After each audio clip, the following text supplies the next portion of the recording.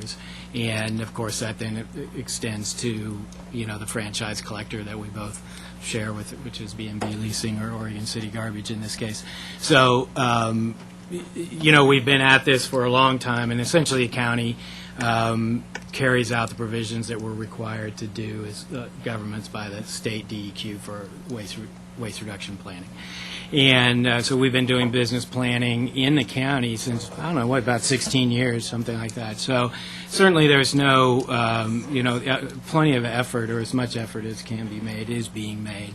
On behalf of the city, we're working in the city. We work with Oregon City Garbage, and to provide, there's no problem whatsoever. If a business wants the service, they get the service. The problem is now we're at a point where we continually coming up to some doors that just say, no, we don't want to do that. And so we're at the point, I think, as a region, as a state, to say, you know what, this is extremely important for myriad of reasons, whether it's, waste reduction, which is, leads to climate issues, et cetera, on down the line. So, as well as it's a requirement. So we have been involved. We have people out, working with businesses every day, and we communicate. Then we're responsible for completing the annual plan and meeting the requirements of the DEQ on your behalf. And so that has been done. We've been successful. This ordinance came down. This was one of the tools that we had available to us to try to increase, the business recycling. We have still 100,000 tons out there throughout the region that are being thrown away, and people just tend to say no sometimes. And so this is what this is intended to get to those people that say no. Now, our practice is compliance. That's our goal within the county and all of our ordinances, and certainly with this, that we would give as much benefit to the customer as we possibly could before there would be any kind of enforcement. But you need to have it, just not any different than any other ordinance that's out there.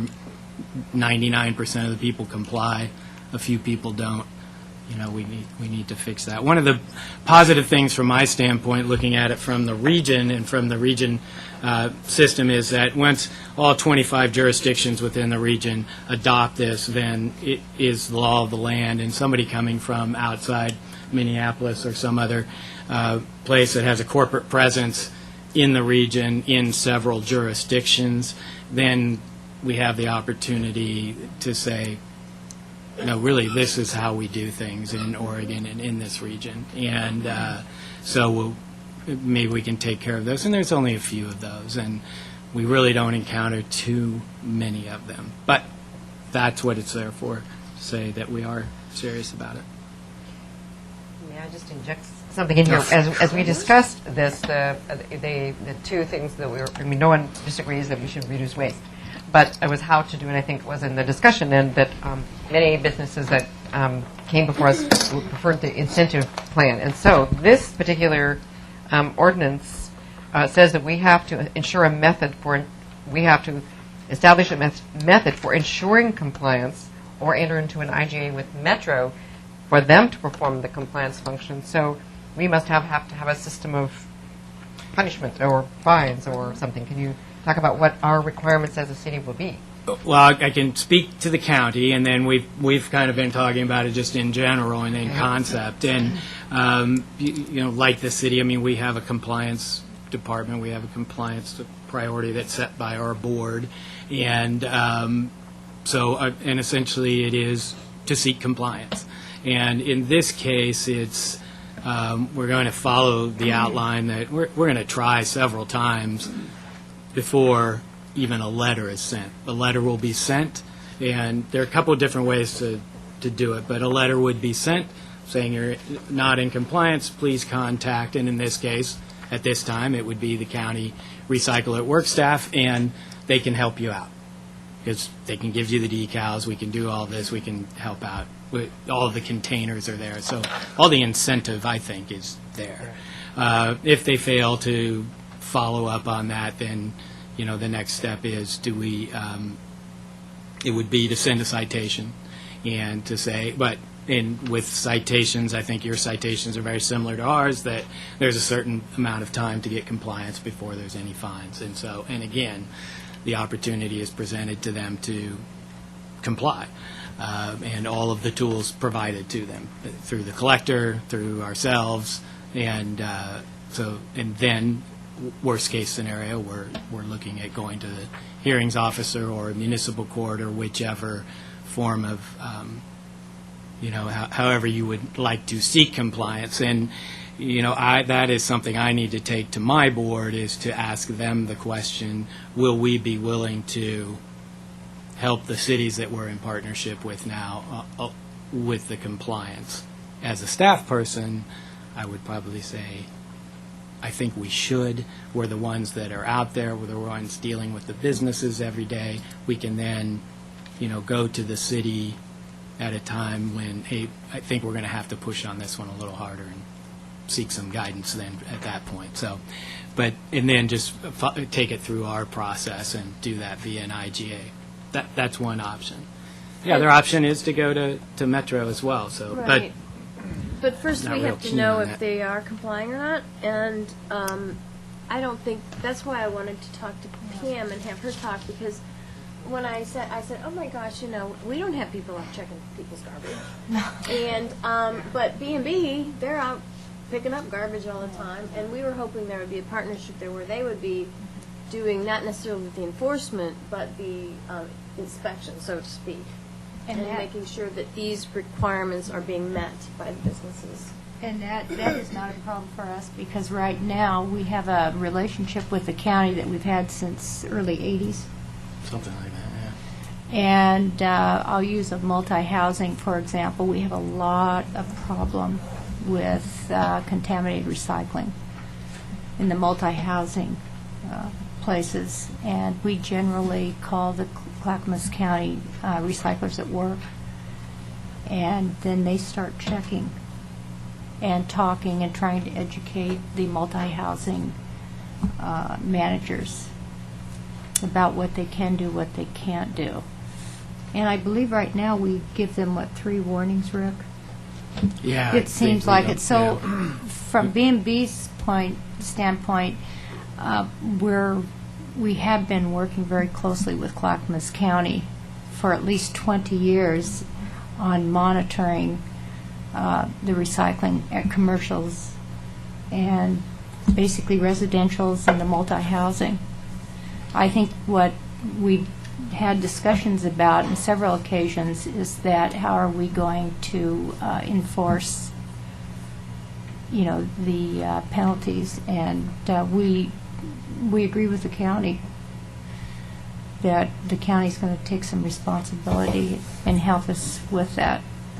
So other than that, I think In conjunction with that, I mean, I think we have a database of the businesses that we touch base with. We get some information from the state that provides us with the business information, and so we, as we're out meeting with those businesses, we know that they've complied, and we're trying to work on ways to find out if they've refused, because it's not necessarily that we're going to be looking in all of there's too many. I mean, we have 3,000 businesses per recycle at work person, and so it's a matter of, like a lot of things, it'll be complaint driven, or it will be a case where a tenant may not be able to get the service that he desires through his property manager because they're not touching base with the garbage company. And so there's going to be those little things that can quickly be taken care of. We've run into some of those. So So what I was kind of hoping for this, because this really relates to the businesses, of course, and having signs posted, et cetera, and I was hoping that that's where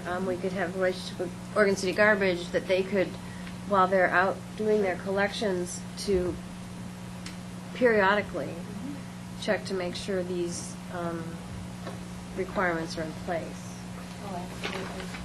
and when we've had a new business come into Oregon City, we generally give them the recycling information, and then we transfer them to Clackamas County, because we have an agreement with them that they will educate all of our businesses about recycling. And I think they make several visits, if I can recall, Rick. sure. So you know, I think from B&B's perspective, we have been already complying. Okay, you're pretty hands-on already. So these are the three things our businesses shall source separate. And they shall ensure the provision of recycling containers for internal maintenance of work areas. And they shall post accurate signs where recyclable, that's really what we're requiring Three here. things. Right. And those are the things that we provide. I mean, when, in For starters. Pam's, yeah, in Pam's scenario, I mean, when we go out, boom, that's what they get. They get the signage, they get the containers inside. They've delivered the ones outside that are well labeled. All of these items were chosen because they are the core items. We didn't go off on the other things that many businesses will do and that we seek to do when they have them in excess of in their waste stream, and they're looking to find ways that they can move that in other directions as well. So. And you know, Rick, I believe at this time we are probably, the businesses are recycling at 90%. Oh, I wouldn't. At 90%. There's at least 90. Yeah, at least 90%. At least. And our businesses are goal participating. is, Well, the waste reduction goal is 64%. Yeah. By the end of this year, which we're not going to make. But. So we'll be looking for whether or not this commission wants to adopt the model ordinance, or if you want something different, then we need to know what it's like. way to work, okay? And then also, we understand that there's a little bit of extension for the date for Metro, but we should be working on it actively. And the other thing that, there was another thing I wanted. Well, most important is, do we want the model ordinance or something different than that? And I speak to that. We haven't spoken because I've been out for this past week, and but the county has come up with an ordinance very similar to this. We made a couple tweaks, very similar to what the city of Portland did, and just. Is that in this memo? 'Cause I No, didn't it's get that. not. Yeah, Okay. it's not in this memo, but it's a slight nuance. It keeps everything the exact same, and I'll be sure to share that. So And it's similar. the B&B has seen it, and so. Okay. We had a work session, the and, which was. The county, yeah, the the Solid county. Waste Commission, our Solid Waste Right. Commission approved it. And we were very comfortable with the results of that, and that would be my recommendation, is to go with Clackamas County's Okay. ordinance. Is that, did we- Daphne? okay, is Clackamas County? Wait a minute, you need to have a mic. I have several questions, but one of them, our businesses pay, do they have a license fee that gets paid to the county as well as the city? So- Business license? Business license, okay. And that, is one of the problems that maybe the 10% that aren't compliant, is it an issue of where they're going to keep all these cans outside like a business on a public street? It's controversial to leave garbage on, sidewalks, so is this a part of the issue? That there's, now we're adding about 4 more cans. Yes, that location is a problem. The other problem is some businesses just don't want to recycle. Just too lazy. And Just that's too where we lazy. would have to follow up with some sort of compliance And I think, program. I mean, Pam, you can back me up, but I think we've never found a place where we couldn't make it work with a business. I mean, everybody's always been very accommodating. The location issue. The location issue, yeah, that's never been an issue. And then, did I interrupt? No. Then, did I understand that the county and B&B are going to be the code enforcement on this issue? Not being. Maybe we would they're be the eyes a and ears. recorder, sort of an not an inspector, an observer that could report issues. We're the tattletale. We do that already. Yeah, I was listening Yeah. to you, so I'm just Yeah, we're the clarifying. tattletale. And was this ordinance on the books when we discussed raising the fees last fall, and was it taken into, or last summer, I believe that was, and was that taken into consideration as part of this? No. No, because we've been doing this, You don't see this being an extra. this is Okay, nothing extra? Nothing extra. Okay. Thank you. I remembered the other thing I would like for the commission to give us direction on. Okay. And that is, We looked in our current city code, and there really isn't an appropriate chapter to insert this in. So that one idea would be to create a new chapter called sustainability, and this could be the first, this would be a part of that. Or another chapter called recycling, or, I don't know. We'd probably want some discussion with the city attorney on that. Just there really isn't a place to put this. Well, it's their, I don't know. We couldn't find a really great spot to put it. I don't see that necessarily as a commission decision. If the attorney Okay, we'll look recommends for a a place. Okay. or it makes logical sense. Okay. Anyone else object to that? I'll get you to. Okay, so that, we did need a little direction on that. Okay, Yeah. then the other issue will be in a minute after Doug talks, which ordinance we want to adopt. Doug? Well, I want to make sure that whenever we write that I will not be arrested. It says not on home businesses, does not apply to home businesses. Okay, that was Yeah. my question. No, the ordinance does not apply to businesses whose primary office is located in residence. Okay. Same question. So, now back to the... Well, I mean, that's. I couldn't find it in here, and businesses imply all Right. businesses, Right. so Does- that's a big piece, and I can't imagine how you would tackle all that too. We don't want to. Right. So are there any questions or problems with adopting the county's ordinance? We could bring both of them, both the model ordinance and the county's ordinance to see Show what us where the they both- differences are. Essentially, I mean, I can tell you in a nutshell, we eliminated the business recycling service customer because it was just such a big mouthful, long word. and we explained it In the in a little better down in the code itself. May I answer Sure, a Doug. semi-unrelated question? When we started recycling here in Oregon City at the residential basis, we did source separate at the residential basis. We don't do that. We need to print Except out. for glass.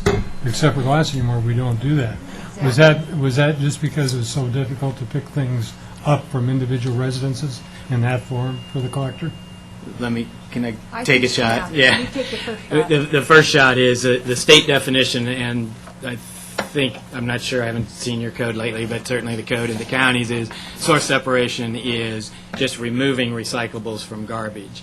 And what we used to do, we kind of call in the trade source sorting, or, by material, which we're commingling, but it's still source separating because you as the generator are removing it from Landfill.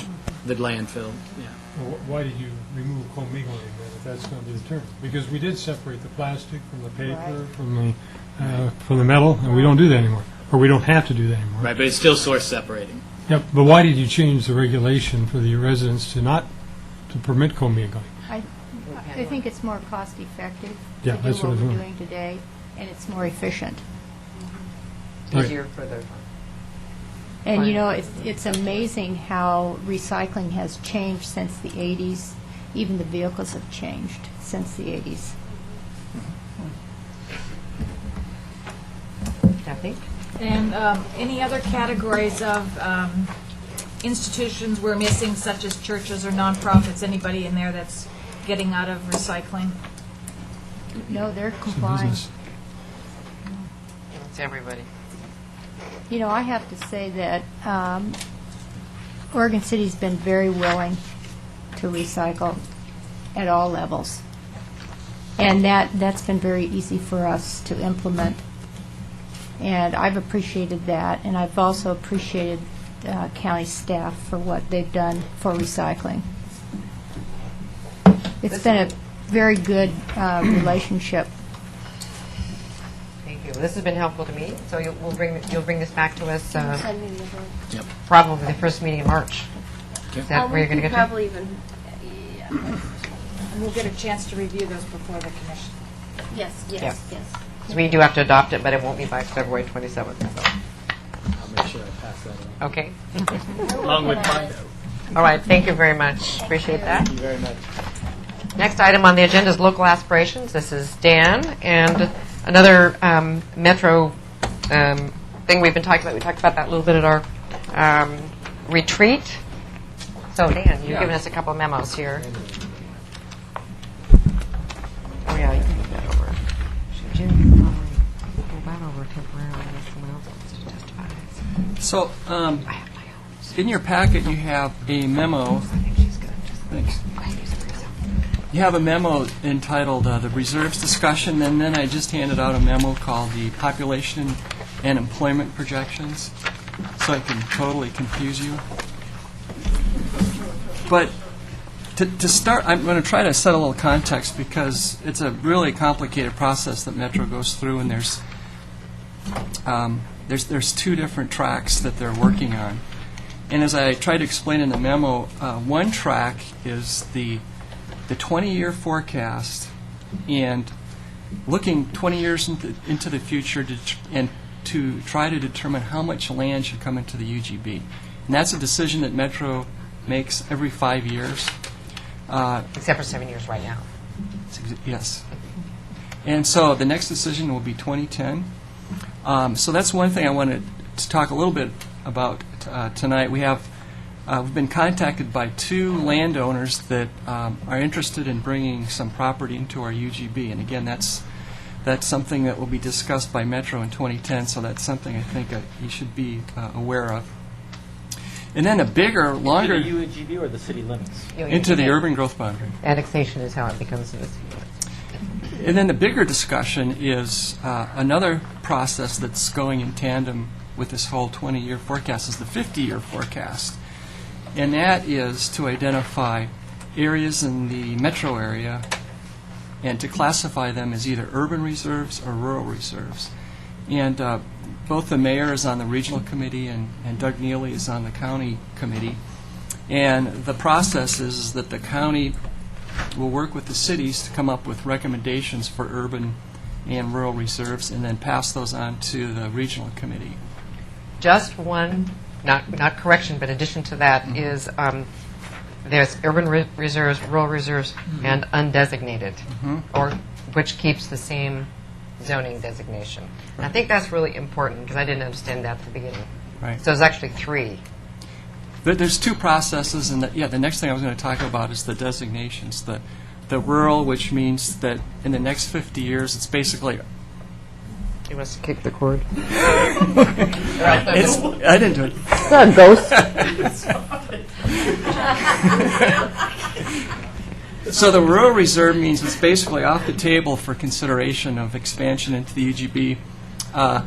The urban reserve means it's on the table for the next 50 years. Doesn't necessarily mean it's going to happen, but it's on the table. And then, as the mayor mentioned, there's this other category that isn't either. And it's not necessary for this designation to be either or. So there's really 3 categories. But both those decisions, I'm going to move to this memo that I handed out about population and employment. Metro is constantly monitoring the cities and the counties in terms of meeting these targets that they've established for future growth. And so it's important for them to know how the cities are doing in these targets. And I go into a lot of detail on this in this memo because there's a lot of different sources we have in these projections and a lot of different numbers. So what I try to do is summarize it. But basically, the last time Oregon City was given a projection was in 1994, and that was a period from 1994 to 2017.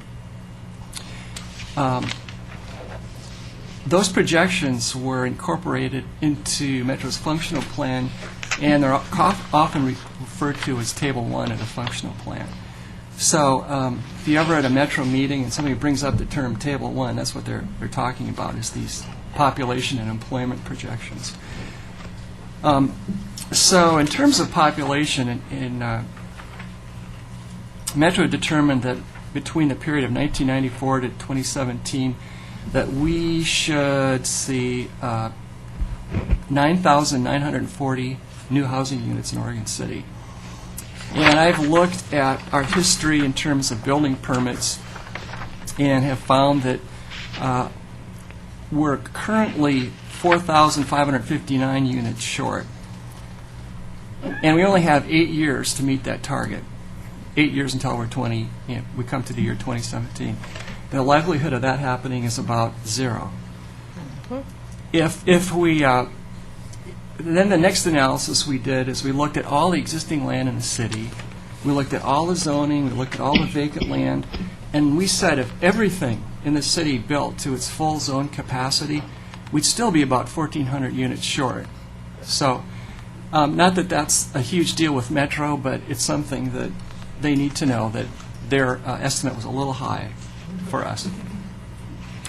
The other thing that I did was I did a calculation, again, assuming full build-out of the city, of all the property that's now in the city. We have a population of 38,545 people, and right now we're just over 30,000. So even without growing into new UGB, we probably add another 8,000. We could add another 8,000 people Inside our boundary. inside our current boundary. Which leads to the next paragraph where I talk a little bit about our concept plans. We have 3 areas that were added to our urban growth boundary in 2002, and as you know, we've adopted Park Place and Beaver Creek Road concept plans. Park Place actually calls for 1,458 new units, and Beaver Creek just over 1,000. We also have the South End area. We have not done a concept plan, but just looking at the rough numbers, I would guess we could probably put 800 units there. And if you total all those numbers up, again, assume that those areas are annexed and fully built, our build-up population would be just over 45,000 people. So it just kind of gives you a context of where Oregon City is. On the very back page, I've given you a history of our population from 1988 to 2008. And you can see there's been quite a bit of fluctuation. Actually, in 1989, we saw a negative percentage. It was the only year that we actually lost population. Is that the sewer moratorium? I'm not sure, 89? I don't know. Yeah, I think it was It's about the right yeah, time. that was part of I bet that was the sewer. What was it, Bob? The sewer moratorium. Gotcha. Well, the following year, 1990, was one of the biggest, actually was the biggest year of growth. 7.5% annual growth is really, really large. There's 8.2 though before. Is there an 8.2? 1995. Yep. So you can see that we've fluctuated a lot. If you look at the last 4 or 5 years, we're somewhere around the 1.5 average annual rate, which is pretty consistent with other cities that are in the metro area, at least in these last few years. Back to the second page of the handout, I talked a little bit about employment. The last actual detailed inventory we did for employment was over 10 years ago, in 1996, where there were an estimate of 16,690 jobs in Oregon City.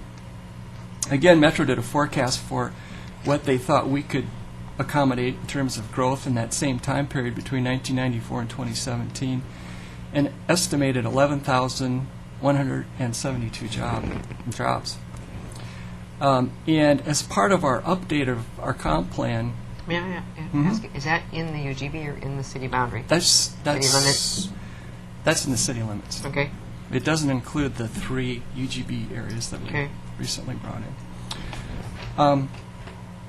And again, that 2002 study took a close look at the vacant land, the zoning, and then actually made some assumptions about places like red soils, and it even looked at the regional center. It assumed a pretty high density of employment in the regional center, about 30 employees per acre, which is pretty high.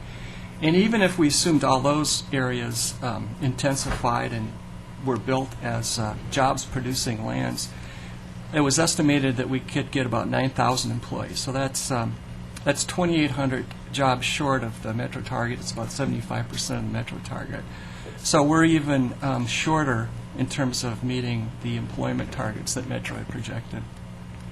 And that was really one of the reasons when we did the Beaver Creek Road plan that there was a focus on more jobs. Can I ask a question? Doug? You're getting this 9,000 plus additional could be accommodated, and then additional jobs in terms of the concept plans. That was a study in 2002, correct? Right. And this new jobs between 1994 and 2017,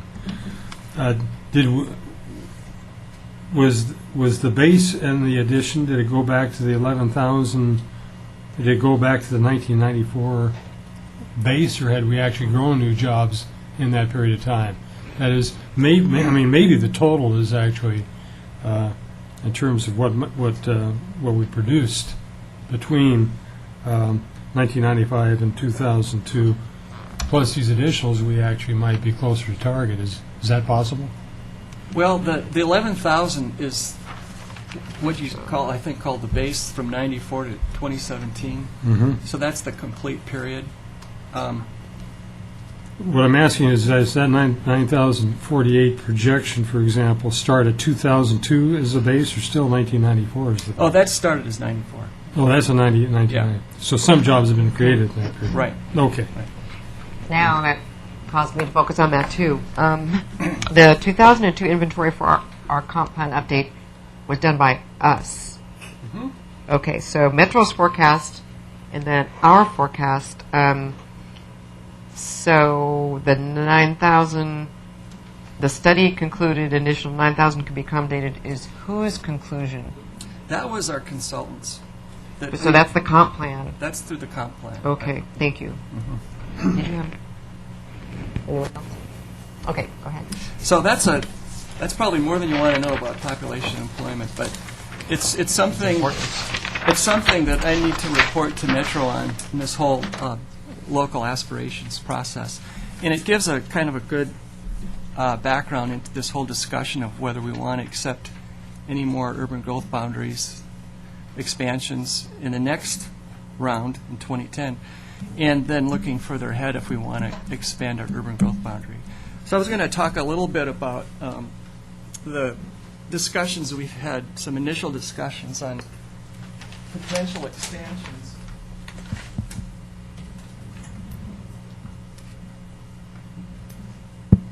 And this goes again back to the 2010 projections, and there are two possible areas. One is to the south, just to the south of White Lane. It's in the extreme southern tip of our current city limit. And if you'll recall, or some of you recall, in 2004 when we did our comp plan update, we established that ridge on the south end of the city as a permanent boundary to urban growth expansion. And part of that was because if you go much further south, you have steep slopes, you have issues with pumping, sewer, and you also have a lot of sensitive environmental lands. This area doesn't quite get into those slopes. It's still part of the plateau, and so it's relatively flat, and it consists of about 95 acres. I don't, but it's this. The chartreuse one there. And I think when we get closer to the, or when Metro gets closer to actually looking at candidate areas, I'll bring a little more formal presentation. This is about 95 acres. When we get a little closer to the Metro decision, I can give a little more detail on the site, but I wanted you to be aware of what we'll probably be looking at in the near future. So, does that mean that that property then will be designated as an urban reserve by the Urban Reserve Committee through the county? Is that a parallel or a concurrent process? That, a lot of people have been asking Metro that question, and I think it's a concurrent process, but because they're tracking at the same time. It's just that by the end of 2009, Metro has to have their next expansion candidate areas all ready to go. So, you know, the reserve discussion may still be going on at that point. So The other lime green piece? the other area is north of Thayer Road and consists of about 45 acres. And again, that property is relatively flat and contiguous to a lot of city services in terms of sewer water. The trailer park, or is that not? I don't believe it includes the. What are the boundaries of it? Richard, does that include the? No, there's Yeah. not any that I'm aware of. This is in Country Village. Yeah. So what are the road boundaries Yeah, what there? are the roads on on the east and west? Richard, you know? want to come up and briefly? I'm Richard Langdon. We need to have you probably come here to the mic. Can you share with? You come right over here. Sure, go ahead and sit there, and then you can be heard. Introduce yourself again. Thanks. Certainly. I'm Richard Langdon. Thank you, Dan. I don't know the roads any more than you do. Actually, I've come up here to say that. No, I do know. There's the borders are approximately Maple Lane to the north, the UGB, the existing UGB. I don't know who you are. Can you give us a little background on who you are? I'm sorry, I'm Richard Langdon. I'm a friend of the family that owns a piece of the property that we've asked to have included if there is an expansion of the Urban Growth boundary line. And if there's not, so be it. If there is, we'd love to be considered. If you could clarify, that's true with the other property also, that there is a request by property owners. Right. Both of these are in there. Thank you, I'm sorry. I do have a real estate background. I've been a real estate broker and developer around the Clackamas area for too long, 33 years, I think. I have no interest in developing this property. They've simply asked me to come in and help them clean up this whole piece that was left out the last go-around. What we have is Maple Lane on the, Dan, on the north side, and the contiguous UGB and developed property, currently subdivisions, just finished up, brand new ones, to the west, excuse me, and to the south, again, contiguous UGB property. And That's actually, Thayer Road is on the south, which is in fact, I can. is part of the Beaver Is that Creek. Walnut Grove, which is the big subdivision next to it? This is Maple Lane, up the top of the map here. This is the existing UGB in the purple, out to the west. This is power, high-tension power lines that run from the power station right here, this direction, and then off, as you can see in the light areas. The also. Oh, sorry. Sorry. Should have had your trouble. Thank you. Thank you, Renee. Is this turned on? Yes. The, again, Maple Lane, existing UGB, power station, distribution station, and power lines that run here. And then the other natural feature that is to the east is that it's a natural break, are the power lines, and then topography changes downhill rapidly, getting to that issue of pumping stations and that sort of thing for sanitary sewer. And so it's just a little 45 plus minus acre area that seemed to have been left out way back when. And we thought it appropriate that it should be added in, but that's for you to decide. Where's Holly Lane now? Still farther out? I believe that it is. There's actually a little road. It's not a public road, I don't believe. It's called Nancy Marie Lane that runs this right there on the Urban Growth boundary line. Is up there. Right. There you go. Perfect. Yeah. So right as you pass Holly Lane on your left-hand side, just beyond on your right is this property, and once you get to the electrical substation and the power lines, that would be the end of that. And then topography starts going downhill. Thank you. Thanks, Dan.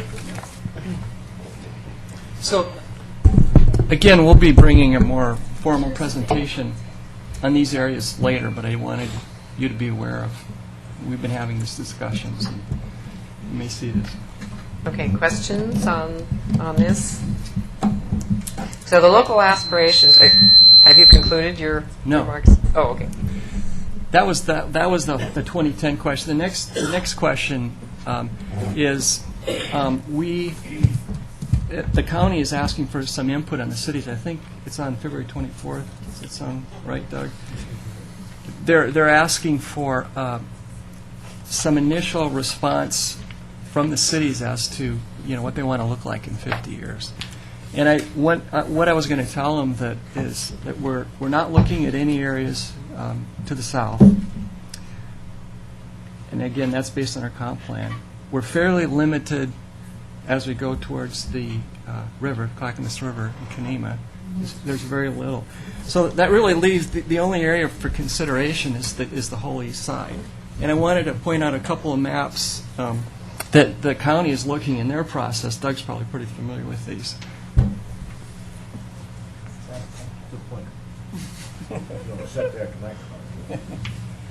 Otherwise, you need trouble with Mike. a mic. Yeah, I'll take the mic.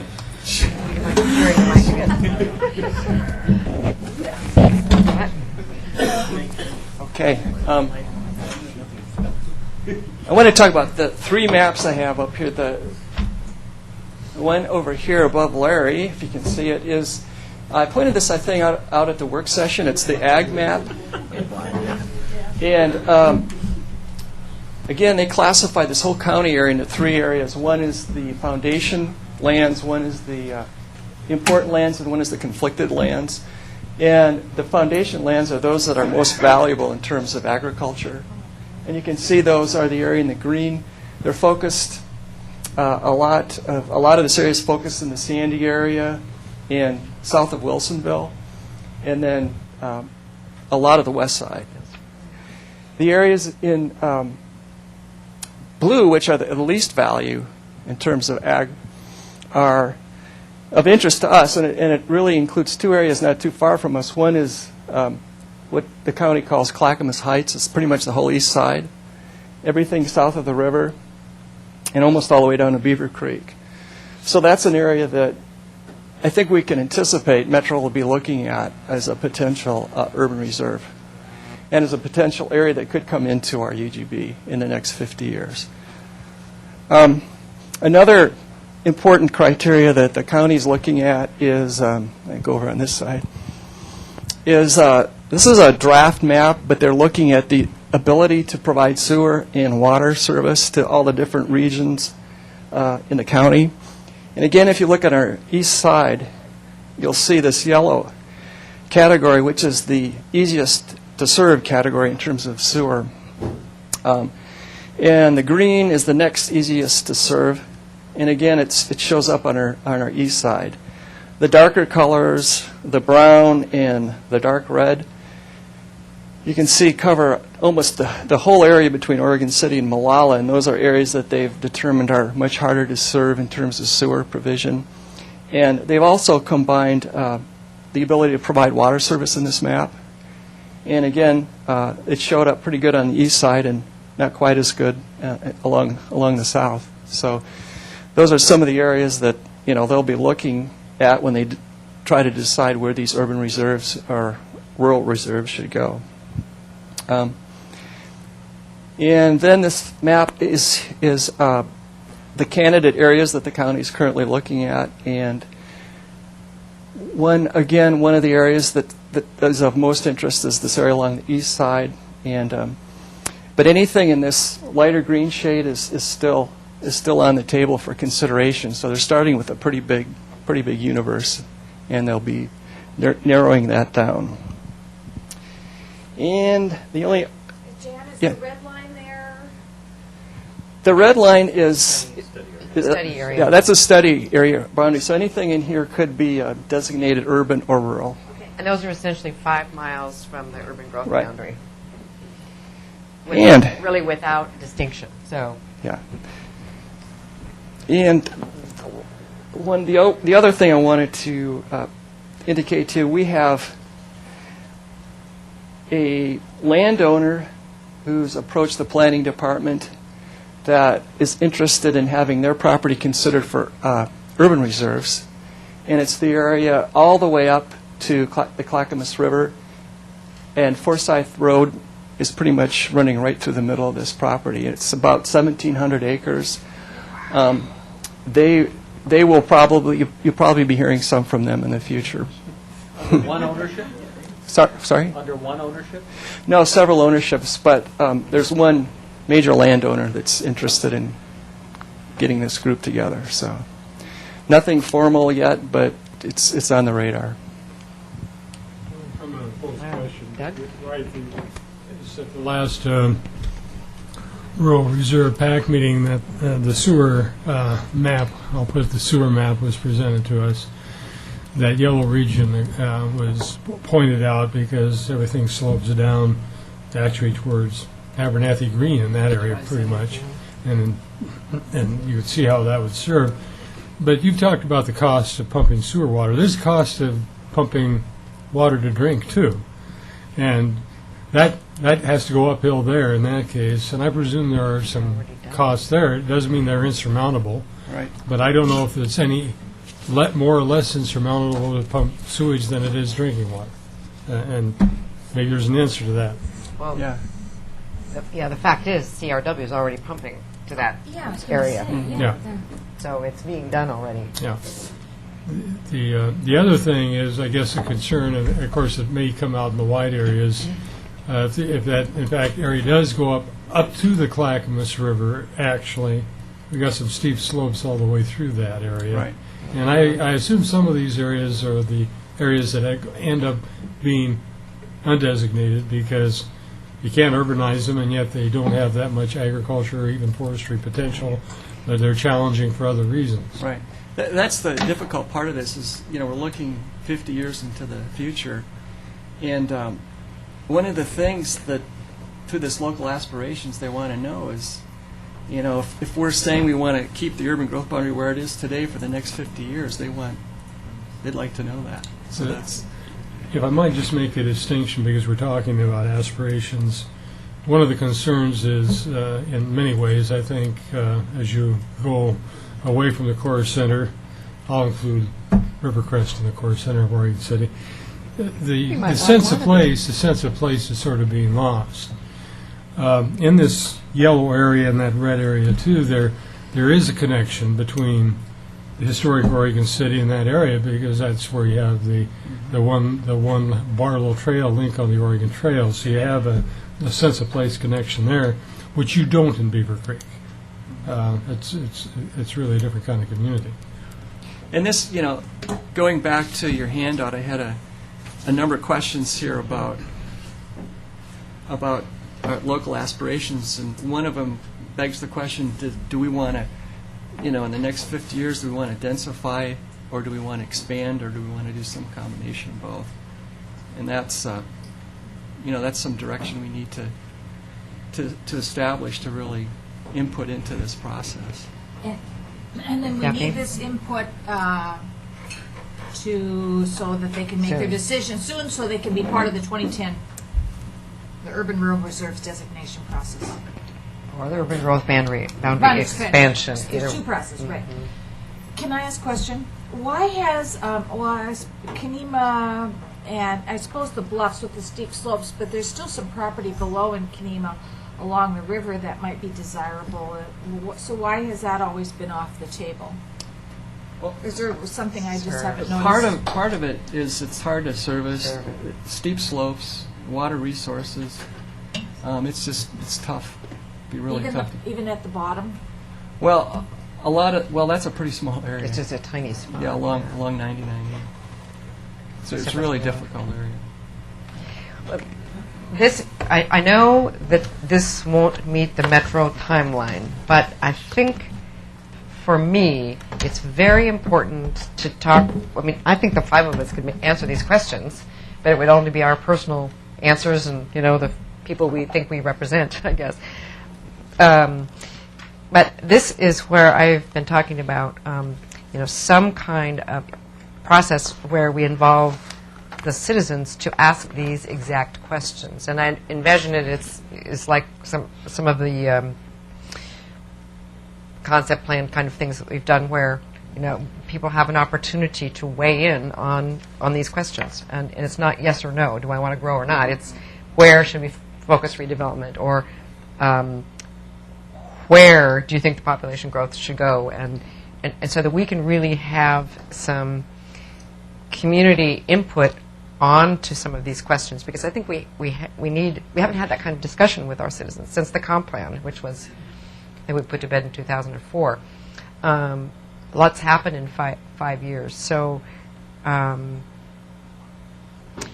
and I just know that when I've been telling you all when we had the Impact JPAC joint meetings where we did the voting, that the region leaders are pretty focused on let's fill up the current UGB before we expand very much, except maybe it's places where there are willing property owners.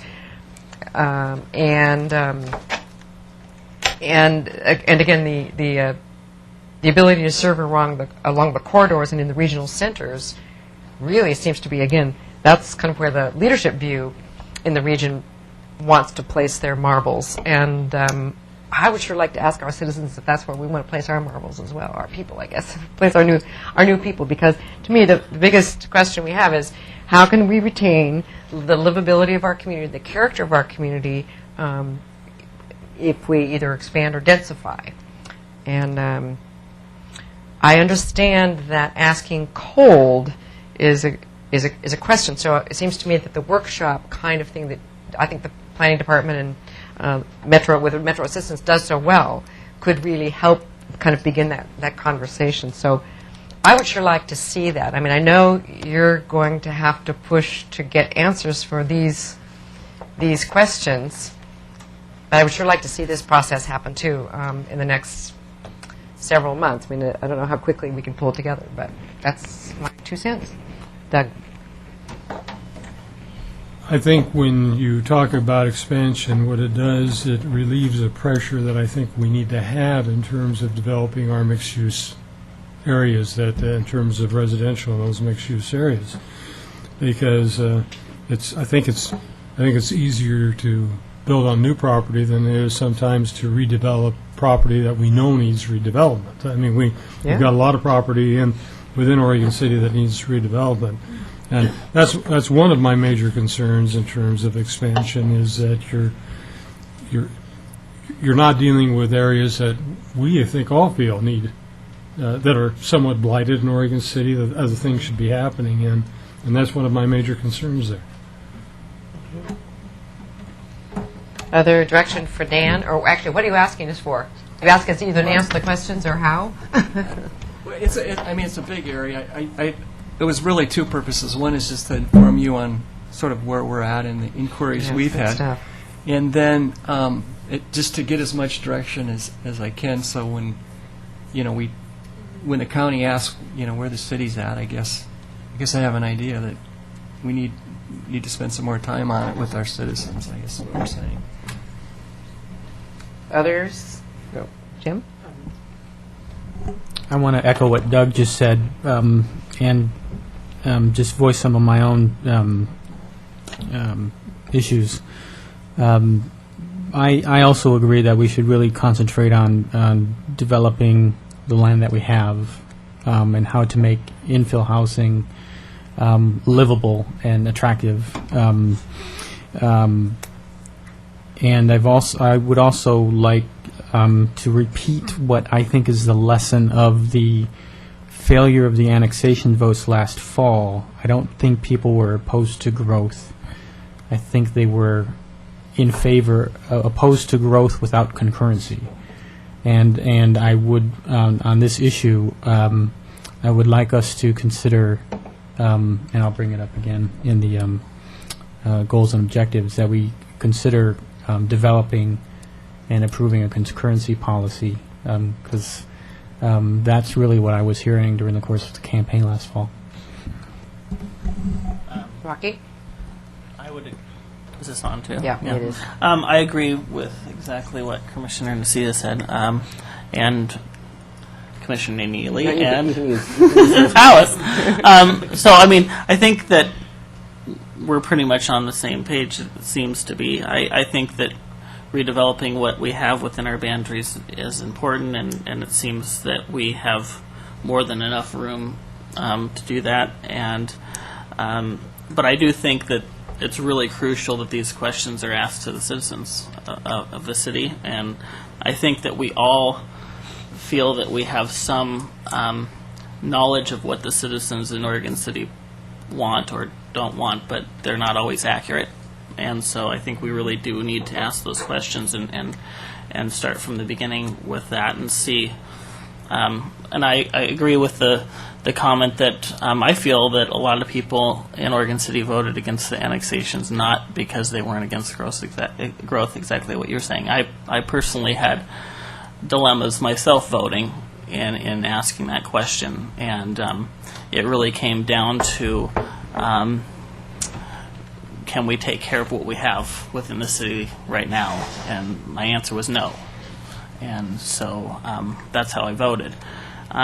So I think that these are crucial questions that we can all answer those ourselves, but it really has to be the community as a whole. So, I assume then you'll bring back to us, some action steps, or? I guess that's something that Larry and I will have to talk about, is how much staff effort we want to put into. I mean, it could be a pretty extensive process. I think we'll get into this a little bit in your goals. This will be a new program. It's just, well, depending how you define that, but, okay. It'll have money attached to it, yeah. Daphne? I agree that we need to have some kind of discussion with our citizens and some kind of educational Is process. that on? I can't hear myself. It looks like it's on. Okay. Oh, it isn't. Oh, sorry. But I was going to say, the growth issue is such a difficult one, because I have a friend or acquaintance, and many of you know this person, who lives in town with 5 acres, and she or he is very upset that their property got upzoned to an R2, and she goes, "Well, I didn't move to Oregon City to live in that dense of things." So, no one really likes it, and she is hanging in there to not, and that's her right too. She doesn't have to develop either. So it's a balancing of some infill and expansion, I think, with an educational process. Okay. Well, we'll Just a comment. revisit this. Yeah, we'll revisit this then, obviously a little later. Thank you, Dan. Good information. Next, fire annexation commitment. Yes. Madam Mayor, members of the commission, this came up at your last commission meeting. Mr. Mabee posed a question in regards to the commission's commitment to the pledge that was made in annexation. And as you recall, we passed the fire annexation with a pledge not to increase property taxes for a minimum of 5 years beyond the .9955 cents per thousand threshold. And again, that was assuming that the assumptions would hold. Additionally, the plan was to maintain service levels, and we'll talk about those in just a second. This is a very important discussion because it's a framework by which you'll be defining city services over the next 5 years, particularly if we accept these parameters. It also will speak to the city's credibility and believability for many years to come if we go beyond those parameters without a process that says you can do that. So what I want to do this evening is just review the plan assumptions and talk a little bit about what maintenance of services mean. I think this discussion will help you with decisions for your goals in 2009. It'll help you also in determining service additions, what is service additions or maintenance of programs, and it'll help you assess some of the budgetary implications of whether you can stay within those thresholds or not. So what are the plan assumptions? The plan was based on the following: 2.5% population growth, a 5.5% assessed value growth, and this is in your packet, a 6% growth in total compensation package, 3% growth in materials and services, and a 2% growth in capital expenditures. Again, that's the budget parameters, and we're speaking primarily here of the general fund. Now, when I talk about 2% capital expenditures, that's not your CIP program, capital improvements program. That's buying cars, desks, those sorts of things. Now, what was considered maintenance of services? Where do you have CIP then? Huh? Where do you have the CIP then? Well, most of that stuff is in your enterprise funds. So if it was a capital improvement program that is in parks, could have some limitations to that unless it's a SDC-funded type of operation. Like, that's one thing we're wrestling with is, for instance, a swimming pool, which, it's not necessarily something we can fund with SDC, so how do you fund that within the existing budget framework? Again, what's considered maintenance of services, and here is what we put in the program in defining that. And we were very specific in that. Remember, I had some heartburn with the fact that we drew this so narrowly, and particularly when you get in these discussions, because I begin to get a little antsy here a bit, but let me run through this. With police, we talked about maintaining police services at 1.13 officers per 1,000. And based on that 2.5% population growth, we were looking at one additional officer in 08-09, which we added, an additional officer in fiscal year 2010 and 11, one additional officer in 2011 and 12, and then one additional officer in 2012-13. So you are adding, I think that's 4 officers in those years. With parks, we were talking about the addition of one full-time equivalent employee per 32 acres. That's basically what we're maintaining right now. And that would give us one additional parks maintenance worker, and we're supposed to add that in fiscal year 09-10. And that did include the addition of John Starm Park and the Cove property. Again, that was in that maintenance. We talked about with the library baseline funding and inflation. We did talk about an additional $50,000 going to legal, and I think we're going to far exceed that. Community development, we talked about a subsidy that looked like this, and this is one that I think is really going to send some ripples to this budget, particularly when we're talking about some of these new programs here, because, again, you're already subsidizing community development. Anything we add to that area is just going to increase the subsidy unless those fees really jump up. So it was proposed $252,000 in 08-09, $312,000 in 9-10, $200,000 in 10-11, $240 in 11-12, $272 in 12 and 13. You also had $300,000 in there to remodel this facility, and you had $100,000 per year for the lease space for community development.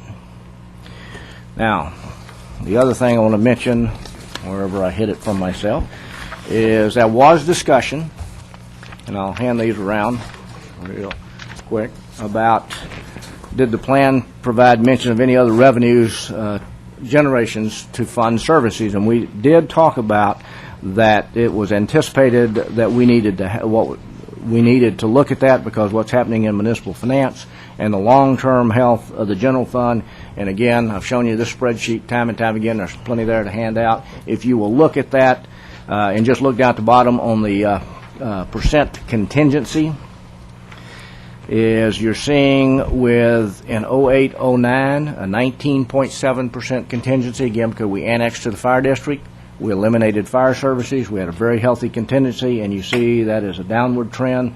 When you get out in 16-17, we're already down to 3.6% again.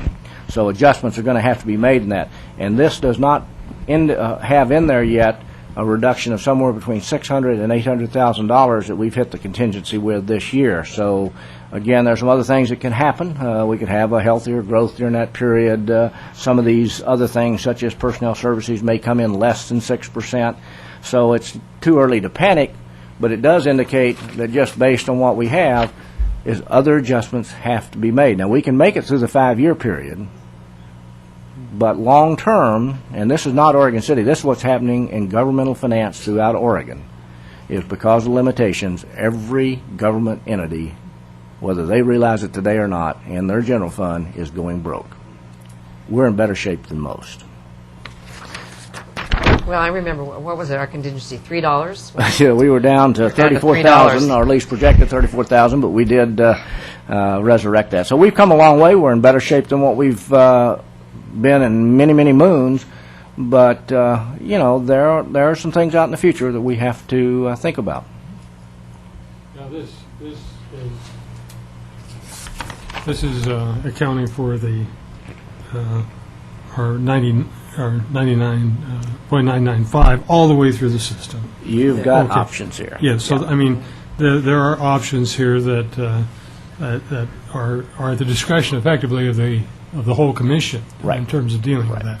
And let me mention, again, when we talked about other services that could be funded outside of these parameters, we did talk about parks and cemetery. We did talk about library, which actually has been done with the annexation to the district. Of course, we did create the pavement maintenance utility fee, which is a different fund, but same type of approach. And there are several interesting questions that have been posed by this. First, if the plan is stronger than anticipated, can those additional revenues be used to increase services? That'd be one question. If this plan is stronger than anticipated, do we levy less, and can we accurately calculate what those long-term implications are? I think we could probably do the latter. That first question is probably a more interesting question. Other questions, how does the City Commission respond to new demands for service? And here again, this program that Mr. Drentlaw is talking about is a demand. I think the request you had this last year for the CIC is a demand. I mean, something that you see every meeting. If the plan is stronger than anticipated during the first couple of years, do we set those money aside? That's kind of what this plan calls for, as opposed to trying to spend those, even though it's kind of hard to hold that line.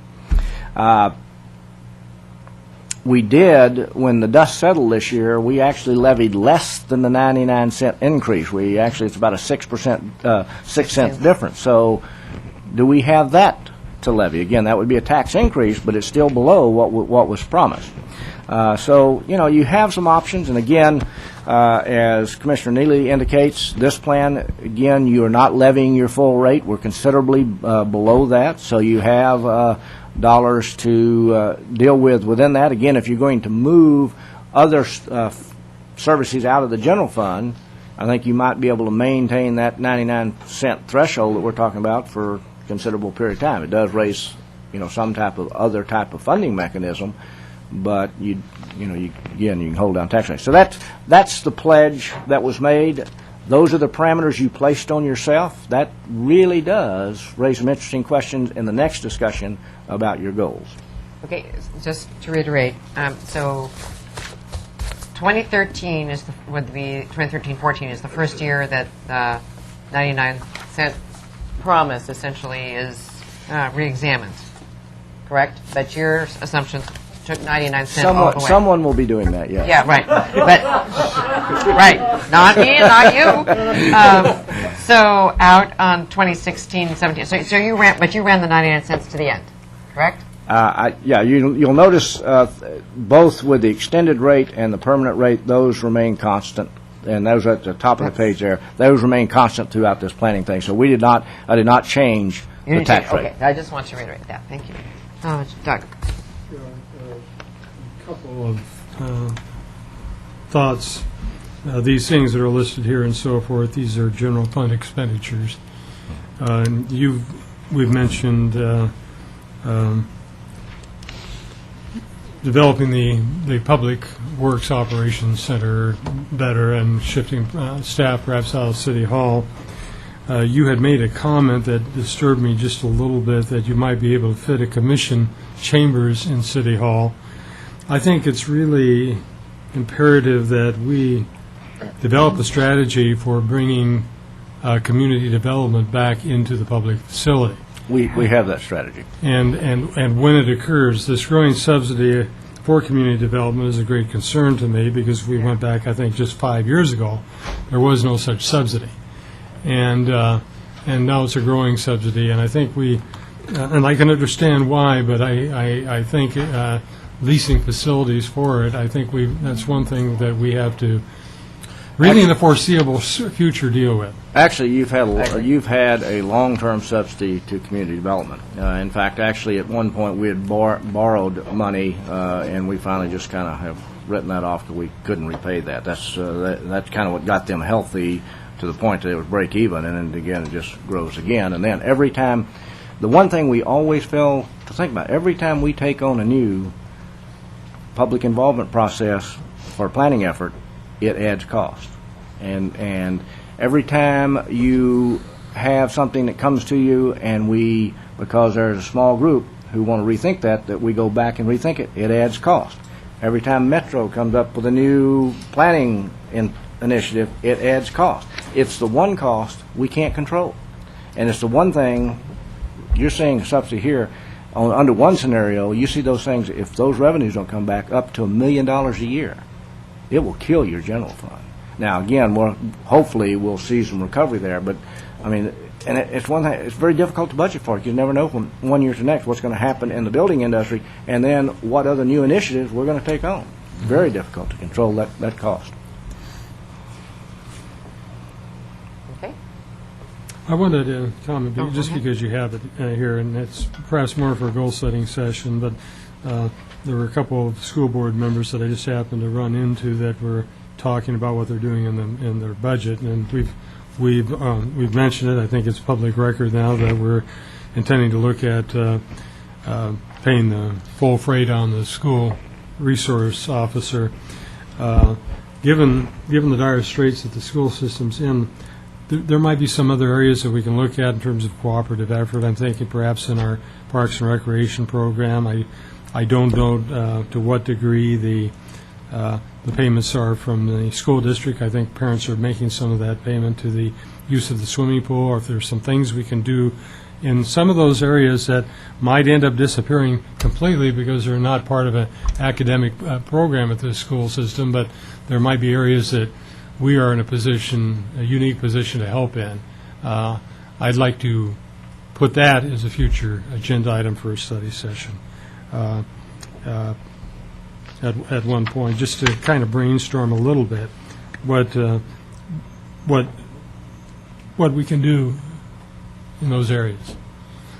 I'm not talking about running a school or you know, and you understand that. But the point is, yeah.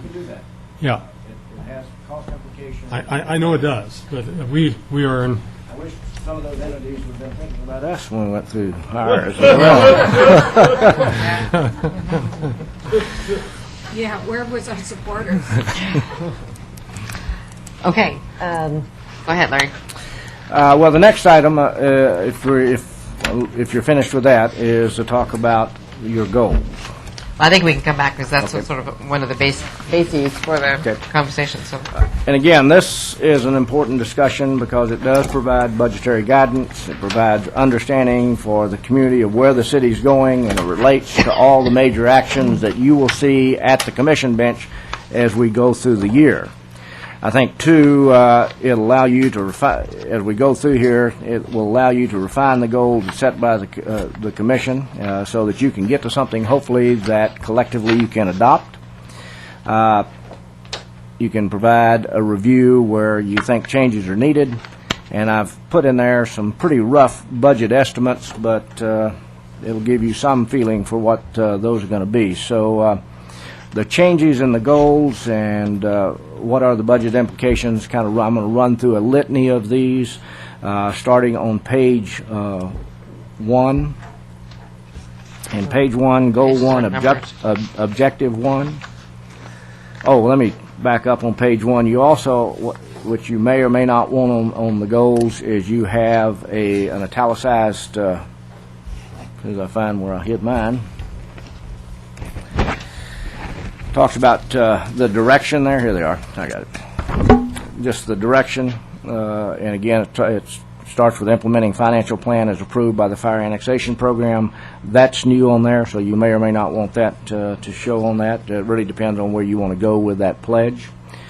Page 1, Goal 1, Objective 1 is to create a division of sustainability, which, if you're going to do that and do that well, is going to require the hiring of a director and some type of office assistants. That's estimated at $125,000 to $150,000 plus space.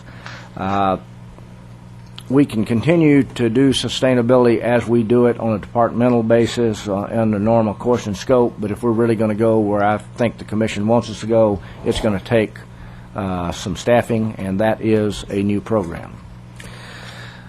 Objective 4, which is also on page 1, is protect, enhance, and restore significant natural resource and ecosystems. I think you added the last part of that. That potentially is a new program and potentially has some cost to that because you're going to have to identify what those are and how we're going to go about doing it, and then how you implement that. And probably at a minimum, you're probably talking about $50,000 there. So. Larry, I'm going to stop you there just for reference. There are a couple of things that occur later on that I think better fit under Objective 4 here than they are elsewhere, and I'll just mention them right now. The Natural Resource Committee under Objective 4 here, and establish conservation easement ordinance under this particular objective. Yeah, and they're later in the Yes. goal. Yeah, they could be moved, yeah. On page 2, you have Objective 6, which is discuss and possibly develop a conservation easement. Again, that would be a new program, and you could move that up, as Commissioner Neely just indicated. And again, by the time probably a minimum cost there is $50,000 to go through such a program. If I might, in terms of, are you talking about the setting up the ordinance or actually implementing the program? A combination of both, Okay. yeah. Because I understand there is an excellent ordinance or two that already exists that yeah. you're probably aware of already. But there's also an entity that might be of assistance there, that Three Rivers Land Conservancy has expertise in this Yeah, particular and there's some area. ways that we might be able to hold those costs down, but it's going to have some cost implications, I'm sure, by the time you get through something like that. Objective 7, also on page 2, is certify that local waste reduction. That's one you just talked about today. That's a new program, it is mandated, but I think hopefully that won't cost us any dollars. I think the implication there is probably more to local businesses than to the city. On page 2, Objective 8, begin a multi-year program to change city fleet to more fuel-efficient vehicles. That would be a new program that would have multi-year budget implications. There would be some general fund implications, but some of that's going to come from other funds. And again, that would connect back to our sustainability program. Now, why would that be any different than adding, that when we add a vehicle, that it would be fuel efficient? Why would that be any different? Well, So why would that have cost? depends on, again, if we're looking at a similar cost to what we're paying today with normal inflation, it probably would be a continuation. I would suspect that with some of the new technology in these vehicles, you're probably looking at more expensive vehicles. But again, there's a cost savings on the fuel side, so it may be a wash Yeah. when it's all done, but it's going to take a while to see some of that. Now, see, I don't see that as a new program. I think that that's a refinement of something that's already current. That's what you guys get to decide. I just laying out there and raising the question how Okay. you want to define them. So Because we already buy cars. we already And- do buy cars. And so if we decide to buy all red cars, to me, that doesn't seem like a new program. Okay. I can I- accept that. That's, I've just kind of pinpointed these. I went through quickly, and again, that's a call for the commission. Okay. There's some I may argue with you more than I do on that one, because I can argue that one either way. Yeah. As can I. Would you argue it either way? Oh, no, I wouldn't. No, you're right. I would be firmly planted on one side of the line. Okay. Page right. 2, Objective 9, ensure all new renovated city facilities meet LEED. And I wasn't sure if you said LEED Gold Standard or just LEED I think, Standard. I believe it was LEED certified or certifiable. Okay. Because I think, right. I don't think anybody said gold, as I recall. And that is a new program and does have some budget implications, particularly in the fact that we have a number of buildings that we are looking at improving. But it does tie back to the sustainability goal. On page 2, goal 2, you added in that goal the wording with emphasis on action that creates environment that provides for jobs creation. No, I think it was maintain an environment for economic success. Or, I think that's what we talked about. The first goal that we had in 2003 was to create an environment for economic success. We kicked it around a lot. I think we came back to implementing economic development strategy, but you wanted an emphasis on jobs creation. Yeah, which is to maintain an environment for economic success. How can you have economic success without jobs? Because you said we don't create jobs, we only create the environments for success. So Okay.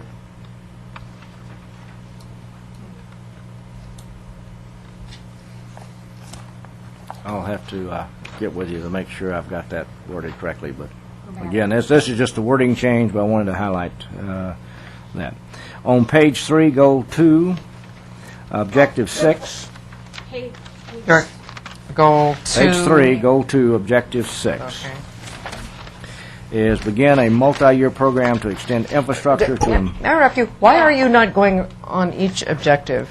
Well, because some of these have been on there, and I'm just highlighting the changes that have been made to what you had. Just changes, okay. Because I didn't know that we really But if kicked you want off to touch the- any of the others, we can. Okay. I'm just going through, again, what I okay, the new... had as changes. Yeah, we'll go back. Okay, Daphne. Well, before you jump to objective 6, under objective 4, can you explain to me what arrange to facilitate report to the city commission on historic district designation impact? Why did I think there was a cost to that? Where are you? On objective 4, task 1. Under which goal? Goal Under which? goal 2. Goal 2. Goal 2, objective 4, task 1. It's on the top of the third page. Are we talking about Main Street? Are we talking about the demolition denial? What are we talking about there? No, I think you're talking about your historic district designation. Well, something's different? It's one of the things that we have been asked to do. It's been on the list. We just haven't gotten to that. Asked by? Commission.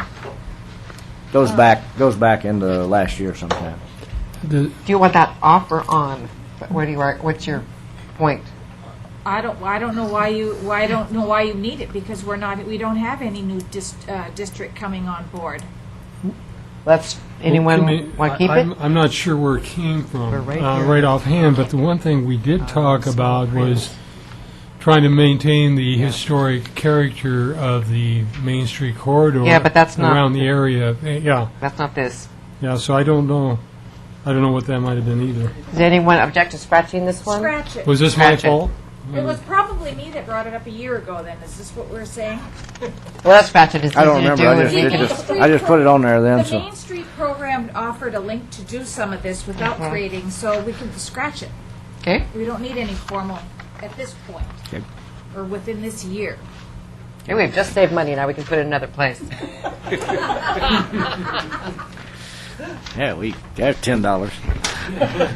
Okay, page 3, go to objective 6. Begin a multi-year program to extend infrastructure to the employment lands. Now, this is a new program, but it's not general fund related. It's one of the things I've have talked with Ms. Crushauer about beginning to look at how we might extend sewer into those employment lands along Beaver Creek and around the college, so that they too could create more of an environment to hopefully bring some additional businesses in there. So this is to ensure that they can be shovel-ready? Yes. This is what needs to be done? Yeah. Okay. Again, you need to make them shovel-ready, you need to get them certified. You know, those lands have sat there for a long time because they haven't been shovel-ready. The state definitely is not going to promote lands that are not shovel-ready the way they do ones that are. And we've got those. I know those owners of those properties are a bit antsy, and if you want to see those develop along the lines of the concept plan, we need to get to a point where we can bring those type of industries in, because I think they're going to be talking to businesses that may or may not fit in that if we don't get there soon. Okay, Jim? Yeah, I just want to make the comment that this is the type of item that I think would fit into a larger discussion on concurrency. And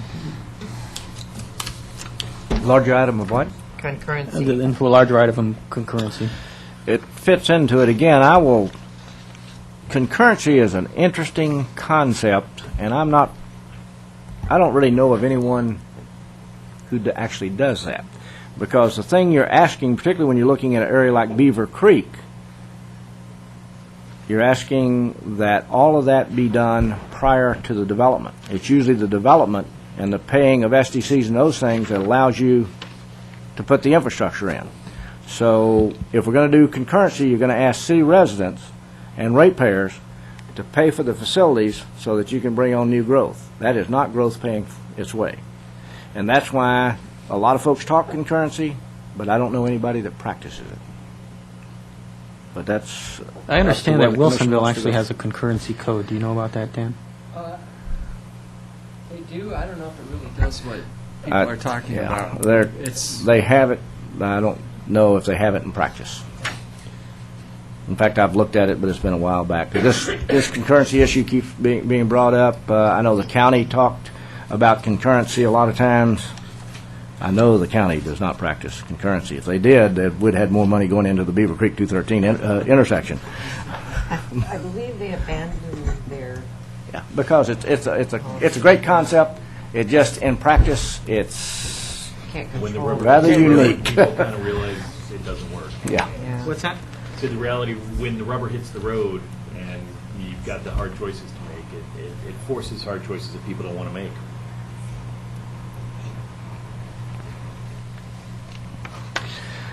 Page 3, Goal 2, Objective 9, implement the recommendations of the downtown parking plan. Again, those will be those that will be approved by the city commission, so I don't have a good estimate of what that may cost. This is a new program. Again, I would assume that we will fund that with something other than general fund. I can tell you, just looking at what is being drafted, in my mind, there's an uncertainty of exactly how we're going to get there, but And this could be a cooperative program with the county as well? I think we're going to be talking with our partners. The other thing, though, we have to look at, and I don't know if we've ever really considered this, when you look at downtown as a whole, not individual businesses, but downtown as a whole, it's one of our major employers. You have over 700 employees who work downtown. And I think that's kind of a different way of looking at downtown and trying to make it healthy, so. May I get a correction? Sure, Doc. One objective there. Sure. Objective 8, Task 3, I think it's EOTech. I think we got both O's in there for moot. I think of. It's OOT, yeah. Yeah. Mooch. Oh, what's wrong with Mott? There you go. All the time I thought it was your accent, it's your spelling. Actually, It's not mine, it's the computer. Yeah. Damn thing, if it could spell, I'd be much smarter. I think that you Using want very- to change that to CHP instead of EOTSE. Yeah, it's CHP. Yes. Okay. And I guess that would be true of the second one, too. Yes, yes, Okay, both of them. On CHP. page 3, Goal 2, Objective 10 is contract and implement a program of urban design planning that builds connectivity between projects and gains community consensus. This, again, would be a new program. That would be a major cost. It appears to me with what we have, that is redundant, but that is for the commission to determine. And again, that could fall into general fund cost, it could be community development cost, it could have urban renewal funding. This isn't exactly what you. I don't know what. No, no. This is Jim. I think this is Jim's. No, But that's not- objective 11 was mine. Oh, okay. Although What's 10? What's 10? Who- I don't know what who's- 10's I don't from either, or whose it is, because that doesn't sound. I think they both came, there were two that you talked about. One was bringing someone from afar to do remember planning that that. tied all this together. The other dealt with the waterfront per se. And Remember that? maybe we were talking Yeah, one, but it seemed to be two discussions. I think both of those were aspects of what I was talking about for the waterfront. Okay. Okay. Again, although I think they both fit with the description I just gave, given what we have, even though you could extend some of the waterfront planning that we have further down to the mill, because we only go through the Main Street or the McLaughlin Boulevard program right now. Okay. Personally, I'd like to leave both of those in and just see how the discussion evolves on them both over time. But my the focus of my suggestion at the retreat was really objective 11. Yeah, but number 10 isn't clear to me, Jim. Yeah, What the outcome would be? Like linked parks, for example. Like what? Linked park linkages, linked parklands. Well, we have a Trails Master Plan. Okay. No, Yeah, okay, now looking at this wording, I did bring up this also. But again, I think that these are both part of the same objective. I think the linkage between projects and the public involvement that gains consensus is what I was envisioning for what I was talking about in Objective 11. But specifically aimed at the waterfront, so that could be Yeah, underneath. for the waterfront, objective, yes, yeah. exactly. Okay, so let's move Objective 10 underneath Objective 11, so that would become a task. Yeah, And- I would accept that. What waterfront isn't already being developed under a current plan? The area that's from the end of the... Cove to Tri-City? No, the other end, by the mill. Yeah, from the McGoffin Boulevard plan down to the mill is, And through Kenema. That's And not- through Kenema. Yeah, it's not planned. Okay. Just as if we really haven't also planned the area that's north of Abernathy Creek either. We have two projects there, but looking at that land in total has also been Yeah, one of and- my... That's right. And I'll bring up an example right now, and I think I brought this up at the retreat also, had to do with the opportunity we are presented with the Cove planning and the Tri-Cities Service District project. And that may be the exact connectivity between projects I was talking about, was that specific example, was using the fact that we need to devise some way to maintain the cove and provide it with flushing so it doesn't become eutrophic.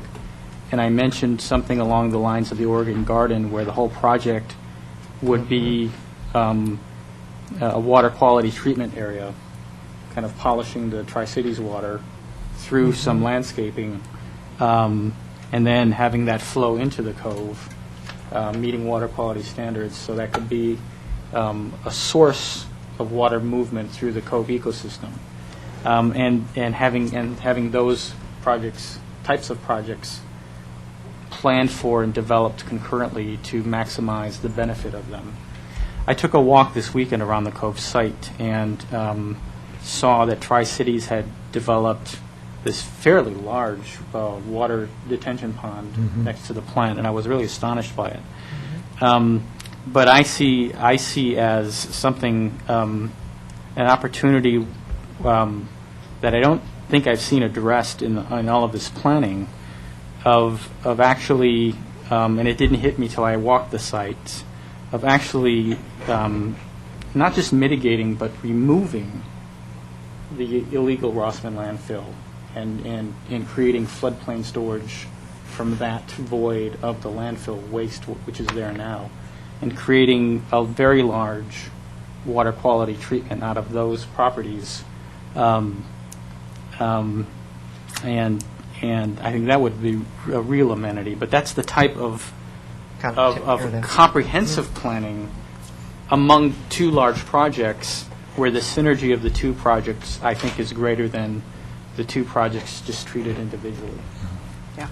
I like the idea. I encourage, by the way, both of you to go through Tri-City Sewer Plant and ask them what their plans are, because some of what you're talking about... Actually, I have talked with Ted Kyle, and I've talked with other people interested in, and what Tri-Cities is planning to do is to not remove the waste in the old Right, they're not. But they're just lining it, which I think is, frankly, I think it's a risk to the Cove project if you're going to just have this big, illegal, even mitigated landfill there. And then there are two properties adjacent that Tri-Cities is not in control of, one where the cranes are, Right. and the other, the old J.C. Penney warehouse, both of which are also on top of garbage and which aren't being mitigated by Tri-Cities. And if we were thinking about this holistically, we would think about the whole system there in the Cove area and plan for the utter abatement of that problem and turn it into an amenity through planning to abate it and redevelop it as a very large water feature that would provide flow into the Cove. we actually engaged that property owner in the discussion because Cove was very interested in that being part of their project. I will say that the negotiations were a bit difficult, and what that property owner was asking was beyond reason, and so therefore we decided just to build around it. At some point, we'll need to revisit it, but the cost will be extremely high. And I'll be glad to sit down individually and go through what she was asking, but it was unreasonable. Okay. Page 3, goal 3, we dropped the wording on that goal. We dropped the wording "and critical staff needs," and that just addressed critical facilities, should say needs. Yeah. So it should say, what should it say? It just says, should say address critical facility needs. It Okay. did have one time address critical Yeah. facility and staff needs, and we dropped that part of it. So. Okay. On goal 3, or page 3, goal 3, objective 1, complete renovations and move of City Hall operations to the McLean Clinic. That is a new program that is being funded out of the Urban Renewal Program. Page 3, goal 3, objective 2, appoint a citizens task force to study the recommended desired uses of the Carnegie Center. That will be interesting only in the fact that what comes out of it, if it exceeds what we were paying for Fine Arts Starts, you'll have to determine whether that's a new program or just an extension of one that you've had. So I'll just... Well, I mean, you got a task force here. In the case of the Fine Arts Starts, I think we just send out an RFP out. I mean, I don't think there was a task force that went into this. I should say there have been multiple task forces that went into the reuse of the old library and so forth. Yeah. And many of the uses you saw up and in fact, the first couple of years you were here were things that came out of such task force. So, But you're not wanting a task force? oh yes, that's the Okay. point. I don't think it's the same. I think it's a different thing than the Fine Arts Starts picture. Well, yeah, I understand that. I'm just Yeah. talking about The cost. what is the threshold for a new program if it exceeds the cost of what we had, which was the program we had at the time. Maintenance We of did service. fire annexation. Is it a Yeah, maintenance and or I a new think, program? but I think that's partially a product of the task force. I mean, it may be no different, but. You might want to give them those parameters. What I did want to say was I'd like this brought up earlier in a study session than later in a study session. Yeah, the only, Yeah, we'll have to- the issue is just trying to clear enough of Scott or Denise's time that they can get to that one right now. They have a pretty full plate at the present time. Page 3, goal 3, objective 3, refine program for library construction, determine and acquire site. That's a new program. It does have some general fund implications, but not beyond anticipated and plan, because again, we're saying we're going to take the money that was going to the library and set that into a construction fund, unless you want to redirect that elsewhere. And if we stay within that, that is a general fund cost, but that was already in the plan. Actually, determining and acquiring a site may be a multi-year program, but it really is just how quickly we can gather all parties. And again, you've seen some of the stuff I've suggested in regards to a construction program, and the funding for that will rise and fall whether it is in the urban hill area or it's outside, because that is a chunk of that dollars. And again, also as we discuss funding for construction with the county, hopefully they will be able to bring a little bit more to the table than what has been proposed. Page 3, goal 3, objective 4, develop financing program for modernization of the swimming pool and implement if possible. That is a new program. We're kind of biting this off in chunks right now. It'd be better if we just kind of took it under wing, but that is a big bill, so we'll have to see how we're doing. Again, the chunks we've bitten off is a maintenance of services issue because it had to be done, given what we were encountering there. Page 4, goal 3, objective 5, complete the remodel of the existing City Hall police operations and continue the study of the needed police facility. Again, we have very limited dollars for that remodel, but I think we can at least get that done so police can move into that. Page 4, goal 3, explore tax credit program for the refurbishing of the Ermentinger House and possible private owner-operator for facility. Is a new objective in there. Sorry. It's on ours as duplicate 5, so it should be objective 6. Oh, what's wrong with two numbers being the same? I could. Yes. Why didn't Objective 4 with the swimming pool and the Ermitinger have any numbers attached on prices or new program, new program, old program? The swimming pool, I think you're aware of that. We're looking at a $3 million cost minus what we've spent with roof and this, that, and the other, so we're down about $2.5 million right now. Ermitinger, again, what I was understanding this is a tax credit program and trying to do that without cost implications to the city. Again, I don't know how this program works. It's going to take some research whether that's, is doable or not, but worth looking into. Way to do it. Along the same lines, with the remodel of the police department, or this building, that's not mentioned, but I'm assuming that's because there's money built in there, which is the $300,000. But Right. I don't think the $300,000 is going to be warrant a complete remodel. So maybe we should take the word "complete" out. Yeah, phase, you're probably right. Probably Yeah. just. Maybe phase What about remodel? How about Just remodel. How about lipstick on the existing city hall? There you go. Okay, I like it.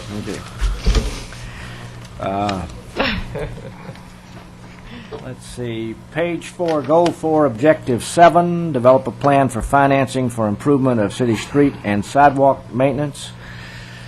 This is kind of interesting. This would add cost to the street budget, and there is no money to do that with. I think that's something we do need to talk through. Your street standard today, new street standard, goes from sidewalk to sidewalk. Your SDC goes from curb to curb. So and we don't have, what in effect we're doing is creating an infrastructure that we do not have a maintenance budget for. Now, what we do right now is it is the abutting property owner's responsibility, which is a code enforcement issue. We haven't been very aggressive in going after folks to fix sidewalks. So I think we need to talk through, if we're going to require the street standard, which is also one of the things why your SDCs are going high, we need to figure out if we want to be aggressive in maintaining the maintenance side of it, or whether we want to look at maybe extending the pavement maintenance utility fee to include the sidewalk-to-sidewalk side. Because it makes no sense to have a piece of infrastructure that are looking like some of the infrastructure we have around the city, because nothing, in my opinion, makes a city look older than a bunch of old, torn-up sidewalks or what have you. But it is, this one has sensitivity written all over it. Before you go on, can I ask something else? Go ahead. On Objective 6, your historic structure inventory, is that a Main Street thing that we are doing down there, or is this something else? I'm just asking. What's this all about? And maybe Dan knows. Is it a yearly or something, or is it time? It's just an update. It's an update to the existing. So you continually do this? Yeah. So we can say. It's an inventory ongoing, update, yeah. Call it inventory update. And then page 4, goal 4, objective 8, and that's that determined direction on removing services from general fund. That goes back to that annexation study that we talked about. And as we talk about other programs, something you may want to spend time and really look at some of the long-term implications. It may be the way to fix a couple of major service issues. Maybe the best way to fix them, but again, has some cost implications here. Page 4, goal 4, objective 12, develop proactive approach to code compliance. That's a new program, but again, we're not talking about funding that through the general fund, so that may limit that program some, because funding there is also very limited. Page 4, goal 4, objective 13, establish a program of 1% for the art. It should be percent for art program. Percent for art program. That's not a 1%. And that is a new program as well. That'll add some cost to your public buildings. Establish a percent for art program. Is there any way we can fund this other than a general fund item?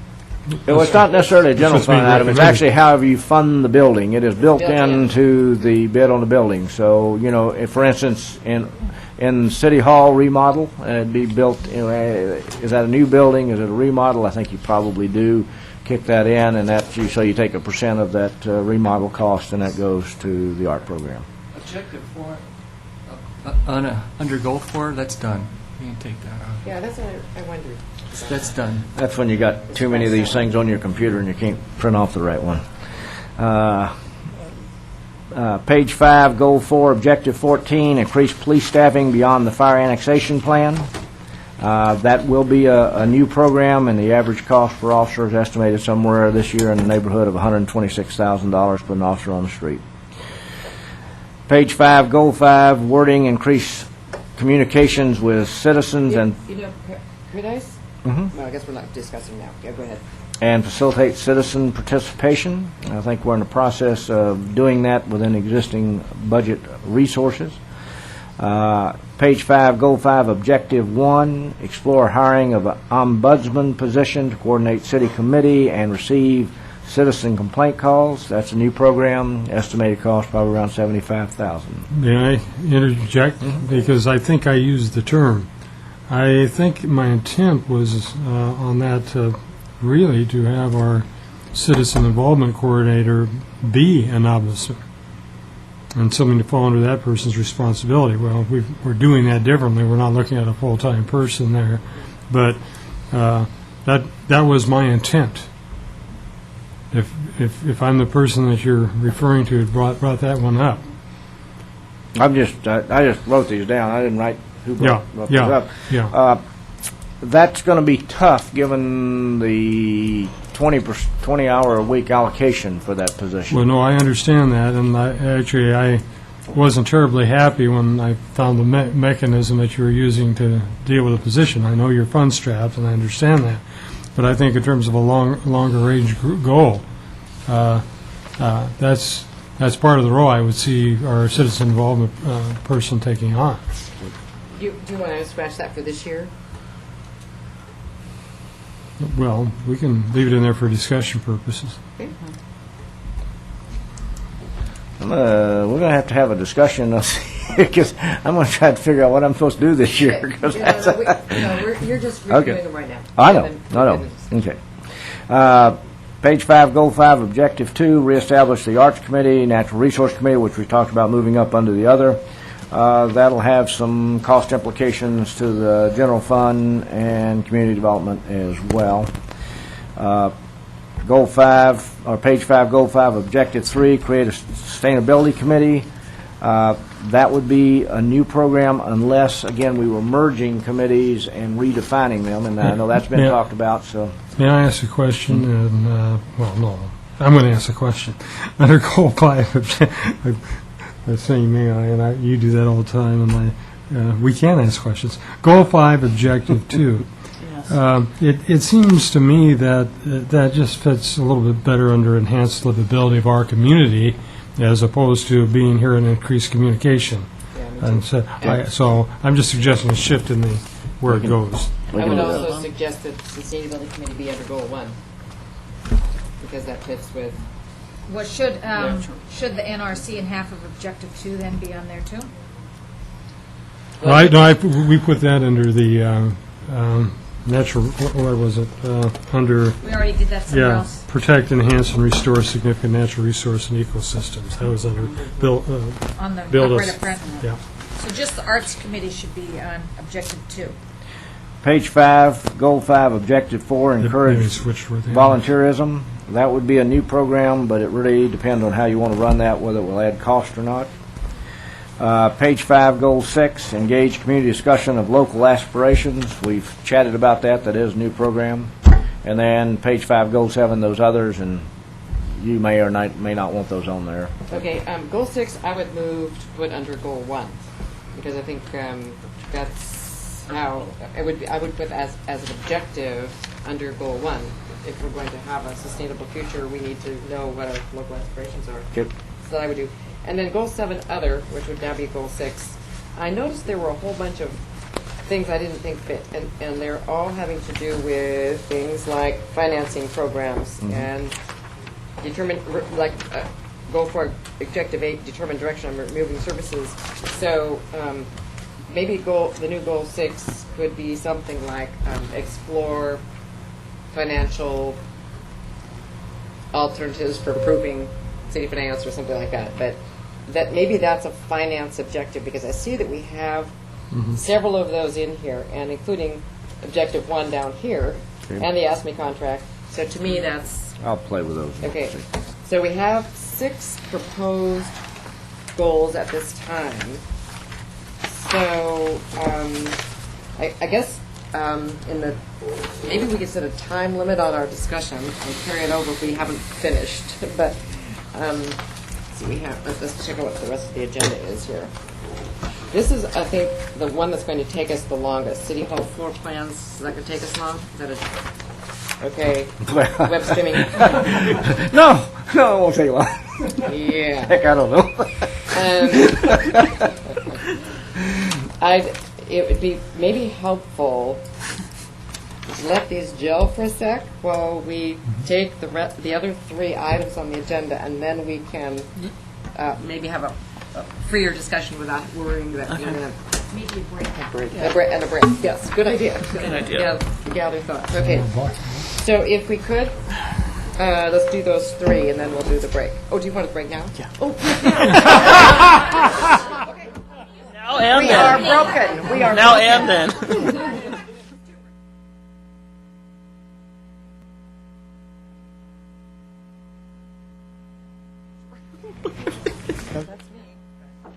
Okay, we are back in order, and we are going to skip to City Hall floor plans.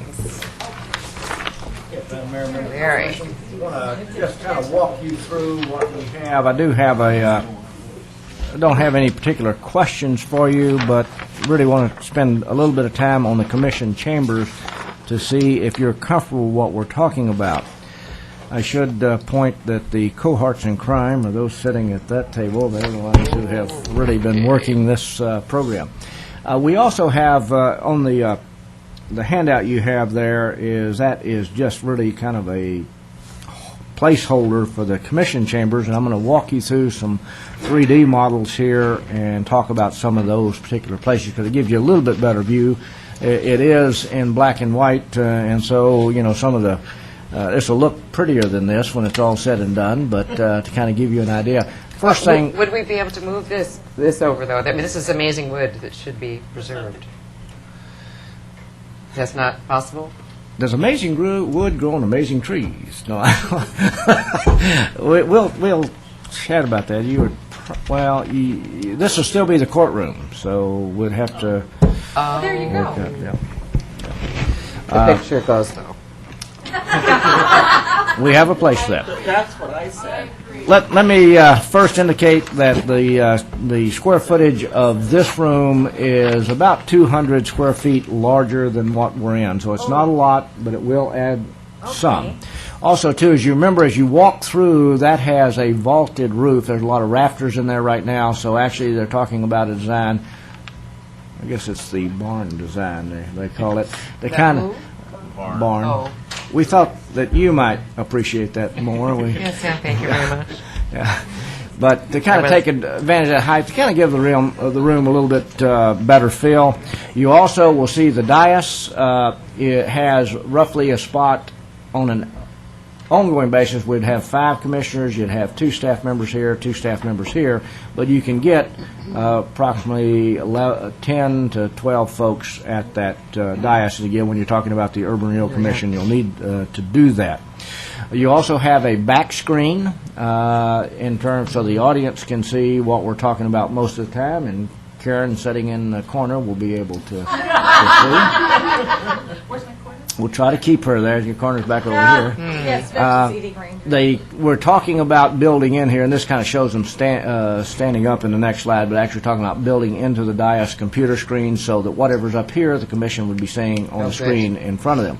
We also are still exploring the idea of maybe having some side monitors over here that would be angled just for viewing angles.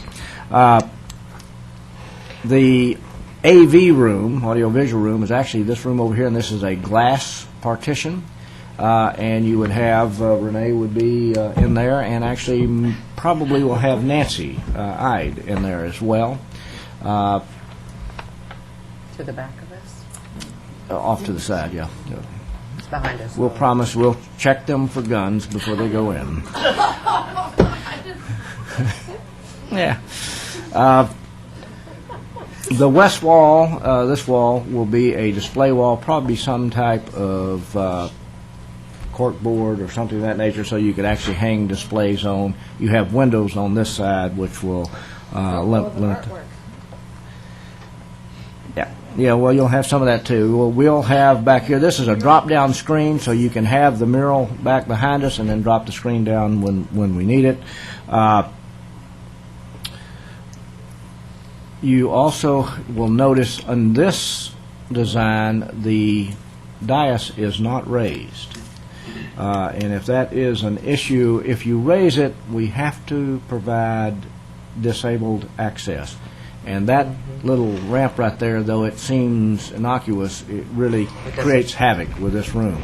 Now, we may be able to have that access come in through the back door and enter this door in the back so that you could bump that up if you chose to, or you could actually look at slanting this room, perhaps, would be a way to do it. That's a little bit more costly situation.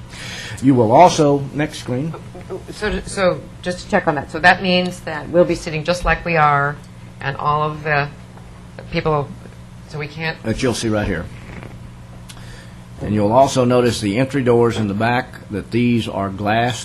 We're going to try to put as much glass in here that will actually allow anyone that's out in the lobby can also see, and also it's a little bit more inviting. The overflow will be in the lobby, and we're looking at some type of probably big screen out there that they could also see in case you have more than what you can fit in here. There is a closet space in the back of this room as well.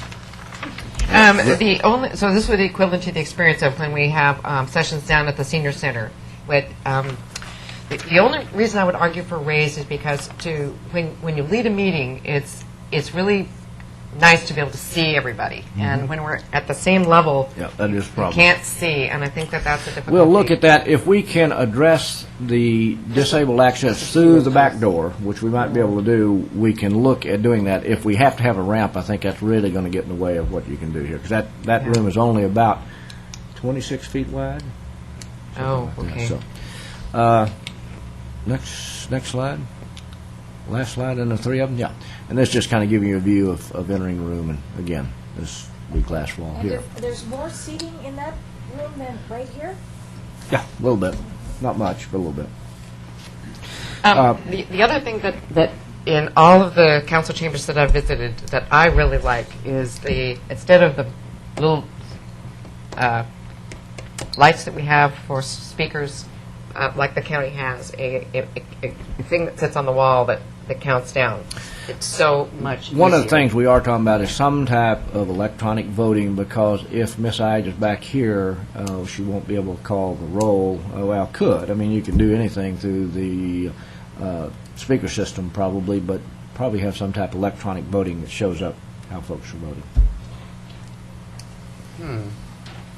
Does it give No, I'm not talking about that, because I think the things You're that talking are about a scorecard far on the more important is a monitor so the citizens know how much time they have to speak. That is, and so when you say 30 minute, you have a 30-minute session, it counts down from 30 minutes, and then also Activate says 30, right, 29, yeah, 28. yeah, that one, and then the other thing that is really difficult here is the order of speaking, and so to be able to have access so that when someone doesn't have to go when they want to talk.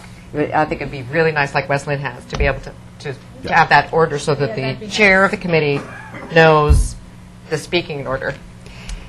I'm sure they're all cost items. Well, they are, but there's a really nice package that we can get that would include your timers, your voting system, your order of speakers, as well as all of the monitors on the front and the projection, not only on the screen, but then whatever's on the screen would be on your monitors. You would have computers up there, so you wouldn't have to be bringing your laptops back and forth all the time. I mean, the whole system, as if our money can stretch that far, will be totally electronic. And that's why it would take two of us to run the electronics in the AV room. Okay. Is there any is there any possibility of having the electronics in the back of the room rather than in the front? Well, Because to me- to the me, glass will be, a one-way glass. You won't be able to see. We can see it out. looks like there's a but door right there. There is. It's a back door against the back wall. Okay, one of the things that I think we have also trouble with is storage. And so, we don't have places to put our stuff or our coats. We're gonna Or- we're gonna go to that here in a second. Okay, and then the other thing is that when we come into this room, it's a pretty dramatic scene. That doesn't look very dramatic to me with Well, the sure. screen there. Well, no, the screen. Still- The screen no, I know it's goes up, temporary. and you'll take this and put that back here. And again, this is a little misleading Yeah. because you don't have any of the decorative parts to it. It's just this is the plain Sterile. vanilla. Yeah. So those are things we'll try to. Is there enough room for staff? Well, I'm going to get to that here in a second. Let me first just mention that you notice this fellow is very smart because a trap door sits right under these. I like that button. If any of you want to say anything negative, trying to control for that. I know this group. Now, if you'll go to your diagram, let me walk you through a couple of things. You will notice the doorway behind the dais that leads out of the commission chambers. Behind that, you will have, there is what we'll call is a coffee bar that you'll have Where coffee. is it? It's right there behind the screen. This is actually on the outside of the wall. You'll have. You mean like in the hall? Yep, in the hall. Again, you'll have coffee back there, you'll have water, and there will be a coat closet back there as well.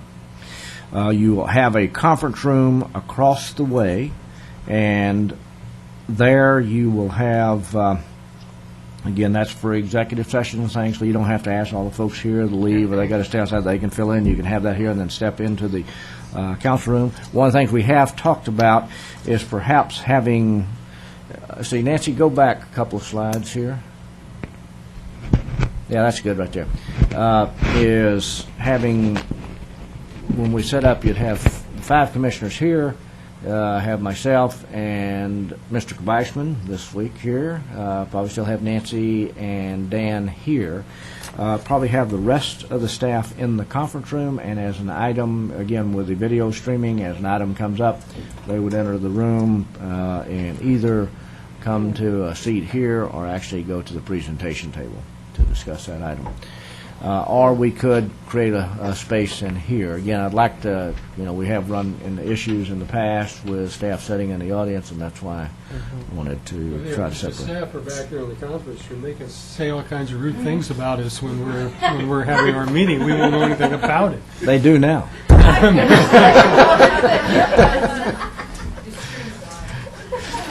This way I don't have to listen to them behind me. and they can't throw those paperwork at me and say, hey. Beyond that, let me give you a couple of other quick things in here. You'll notice on the entry as you come in the front door, there is a reception area for utility billing, and if you continue through the lobby, you go through the door there with the number 124A, and you follow that hallway, you will find another reception area for Public Works. Probably have the door which titled 124A. It is a lockable door, but probably will have that open during normal business hours. And then if we have anything going on in the evenings, that door will be closed. And of course, you'll close off the rest of it so you can't get there.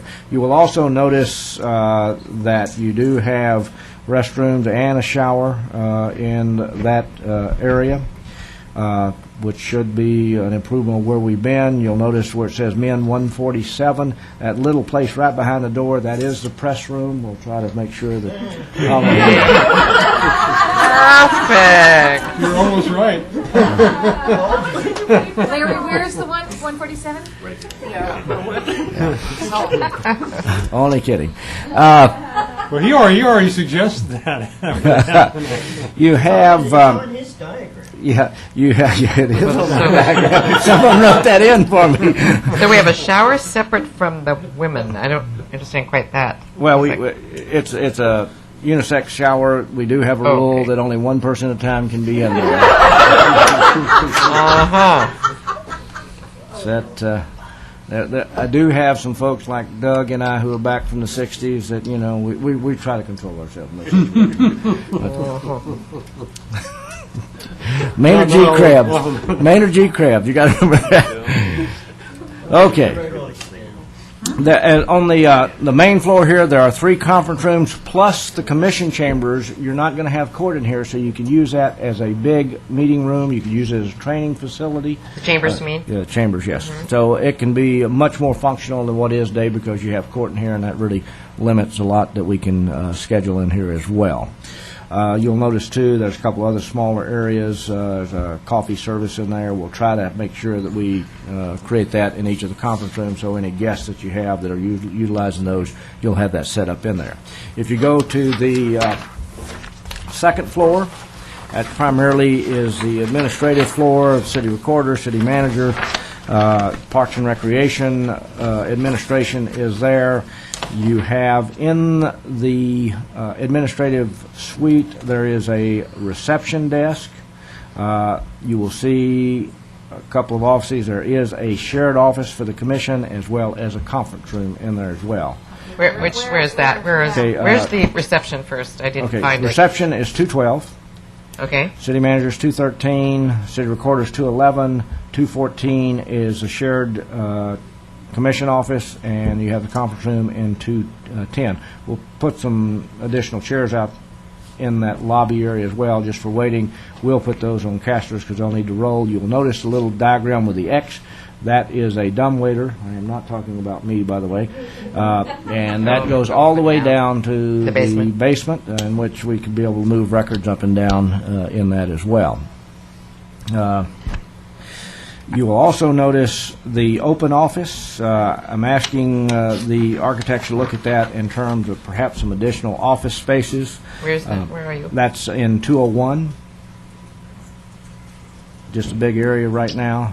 Probably want to look at that because, again, I'll mention some of the things that we don't have. Again, I think the building fits nicely with what's here today. It does not have a lot of growth potential in it. And my big concern here is that, you know, again, if we do nothing else, is when the city does add additional staff, you know where that's going to go. You're going to look at that shared office. There's going to be a casualty of that. You'll then begin to see some of these conference rooms fall by the wayside, and those are always problematic when you do that.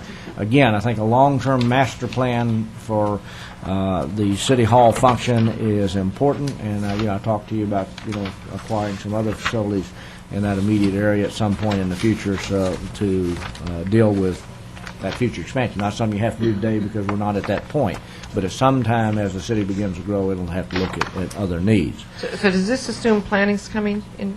Not here. Planning will come, again, when the Public Works Operations Center is finished, we'll move Public Works out, and Community Development will move into that facility. And we do have an overlay of that. Do you have a general feel for a timeline on that? Within the next 5 years. How is that going to be financed? That's through the rates. The building, the whole, No. through the public works? The Public Works facility is through the utility rates. There's a piece in there for that program. Well, actually, in all of the Public Works operation, there's a piece going into that, because they all pay for part of that. Doug? Keeping in mind this was supposed to be a temporary city hall to begin with, and you're talking about hopefully when things expand. I really have a concern in terms of the commission facilities, trying to build that in there, as opposed to really looking at for longer-term expansion for a city hall. I mean, if you're going to do a remodel of this area anyway for police services, I think there might be some things you can do for this chamber here. If you're going to have electronic records in any case, you're going to be able to pull them off the system to present them here. And I personally would prefer, rather than to make a major commitment into commission chambers here, to actually plan this for the expansion of staff in the future into the city hall, because I think in the future you're going to run into the same problem we've had here, Oregon City is going to continue to grow. It's going to have staffing requirements, and it just bothers me a great deal to see so much of this tied up into the structure.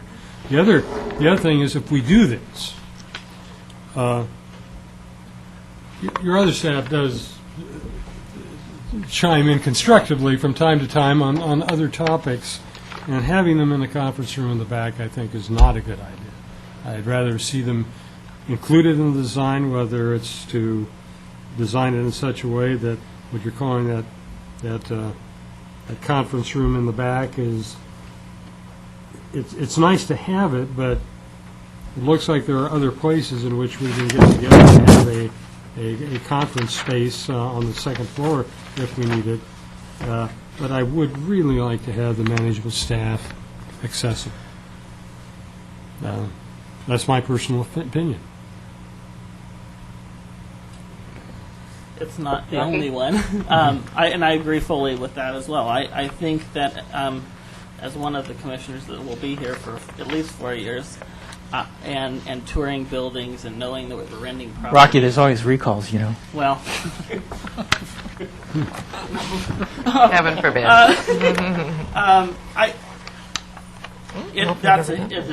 After seeing that space is at a premium in all of our facilities, this seems like a luxury. I mean, if the building was big enough to do everything we needed to do and have a really nice commission chambers, then I would be excited about supporting that. But as a commissioner, the things that the city is doing and the needs that the staff have in so many other aspects of the city are far more superior than a really fancy room for us to sit in. I'm just saying, I agree with Doug fully on that, and so I think that space could be better used for other things. The other really, really little thing that popped up on here was the showers. Hopefully the police department has showers before the city hall has showers. That's a very small thing, but it's one of those things that just sticks out like a sore thumb. The two bathrooms and the shower are in existence in the building that they bought. We're not putting it in. It's there. The point still is important. Yeah, it's there. I understand that, but it's not here. Let me push back a little bit on this. Again, originally we had talked about leaving the commission chambers. I actually proposed Carnegie, which I still think is your best fix for the commission chambers. But commission want us to look at this with commission chambers in there. It can fit. I think if you take the approach that this building is all you're ever going to do for city administration, it won't matter whether you got the commission chambers in there or not. It's not going to be big enough as the city grows. You're going to have to look at a larger master plan. I think that larger master plan, you're going to have to look at the block that building sits on or some of those immediate facilities where you're going to put those expansion. You're going to need to think about how you bring that into this development. I think you will find in short order that you can do the commission chambers here versus in the building where your city hall's at, but you're going to lose some stuff in transition there. And for the staff, it's a major problem in terms of making things operate. We can do it. I've done it before. It is really inconvenient. This fits, it works, it'll be better than what you have in this room. You have limitations of what you can do with presentation skills in here. Yeah. Because you just, the viewing angles are wrong, that ramp's in the wrong place, and I've looked at lots of different ways to handle that. But, again, having said that, if you want to do something else, we can look at that. Again, we just need to make a decision, because every time we ask them to do this or do that, it drives the cost up. And I think the folks who are working this issue can probably give you a better feel for some of this. My preference actually is to have it all together, but the question is, if because I like the idea that staff might be important to be together than us, though I think that there's a great deal of efficiency and help to the commission that happens when we're in the midst of a staff area. But what could, if we weren't there, who would go there?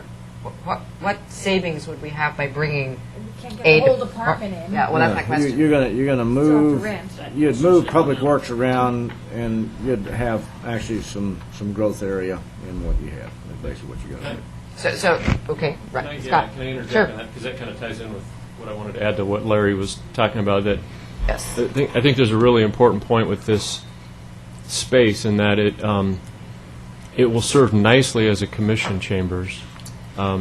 It's not overly luxurious. It's a couple hundred square feet bigger than what we've got here, but it can definitely be a nicer space. But what I think what's a really important thing to recognize is in a rendition of the floor plan before this, where we added the commission chambers, we had a large conference room / training room, multi-use room. In fact, at one point it was kind of dividable into a couple of smaller rooms. It was about this size. What we simply did, it was not in this location. What we simply did was we moved and displaced that from one location to another, because if we were going to put the commission chambers, we wanted to be front and center as you walk into the building for public access. It was in a different part of the building. So this space was going to be in that building anyway, maybe not quite as big as this, but nearly as big as this, as another use. Which one of the biggest needs that we have is the meeting space for larger meetings and trainings, and place that we could have had different types of potential commission or committee meetings or what have you. So that space was, we didn't displace any offices or departments. We moved things around to get it in this place on the floor plan, but we had this in there anyway, so it works as a commission meeting room for the few times a month that you use it, but the rest of that time it would be very well utilized as a large meeting room, and Right. Possibly other city boards and committees could use it, and all your staff meetings and trainings and so forth. So. Let me also just address one thing too. Talking about staff again, and again, I can easily find space in here. It's really a question I want to do it, because again, you would have myself and the attorney. You would have Dan and Nancy, and of course Nancy Ide here. So you're only talking about 4 other folks, which would be Scott, Mike, Jim, and David. We could, probably want to create something back here. Could do it up here. I like to have Mike kind of overseeing the whole room versus having his back to the room.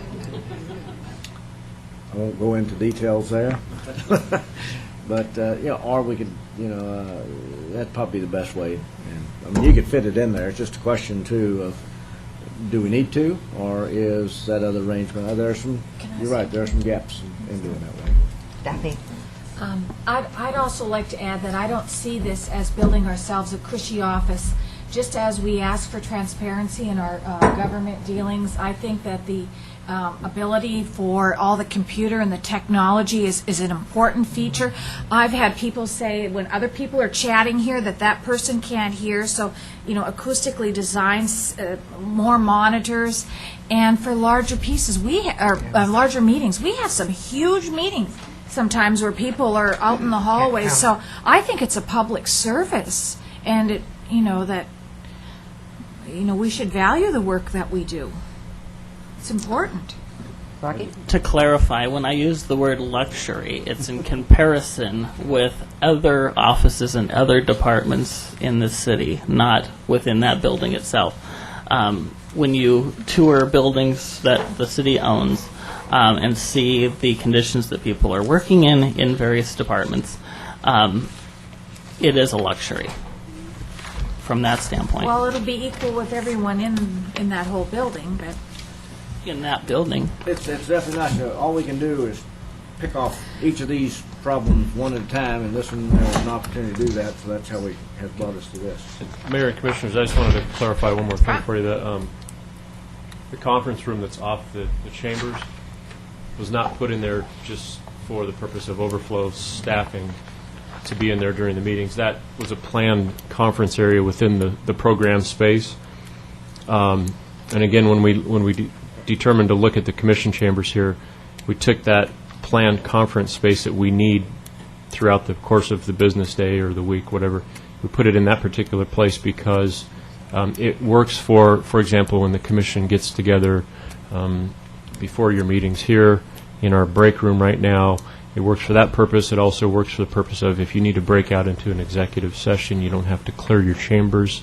You can have a smaller meeting across the hall. It can be an overflow room for a number of purposes during your commission meetings, but that is a conference area that we planned anyway, not just for, so we wouldn't eliminate that just simply because we wouldn't have staff sitting in there during the commission meetings if that's the way you go. I just want to make sure you understood that part. So, Scott, is this a conference room that can be locked off so that, for instance, if PrAC wanted to meet, they could come easy access in and out to that conference room? Is that big enough for that kind of a meeting? Yes, it could be. Okay, so I like that idea of security. In fact, I was looking at if the room were rearranged, could this be the entrance in and out for public so that this part of the facility didn't have to be used? That's something we can look. Maybe I spoke a little too quickly, but there are some ways we might be able to look at doing that. And because I think that's what's what I dislike about this building, but it can be locked off so that the public just has access to an easily monitored place. Because of short staffing, we don't always have someone to look it over. So where are we going from here? Well, I just wanted to... Additional comments? Ooh. I was waiting for that to happen. Oh, your kneecap. I've done that too. I just wanted Your to show insurance you... hasn't kicked in yet, so...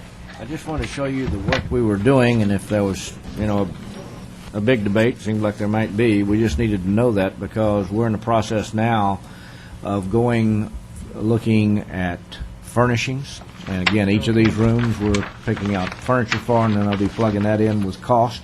And then once we get all that stuff together, we'll be working towards this. We're getting very close to a final floor plan design that we'd like to put together in bid specs to go for renovation. Okay. I do have one comment about, we've never had a commission conference room before, but the need that I have is, and I don't know about the rest of you, but is for, I don't really care, a computer, it needs to have a computer in there, which could be one little table, but the round table with the chairs, it's meeting with people, and so to me, that's all it needs is a one small 214. Is that what you said was the commission Yeah. thing? Yeah.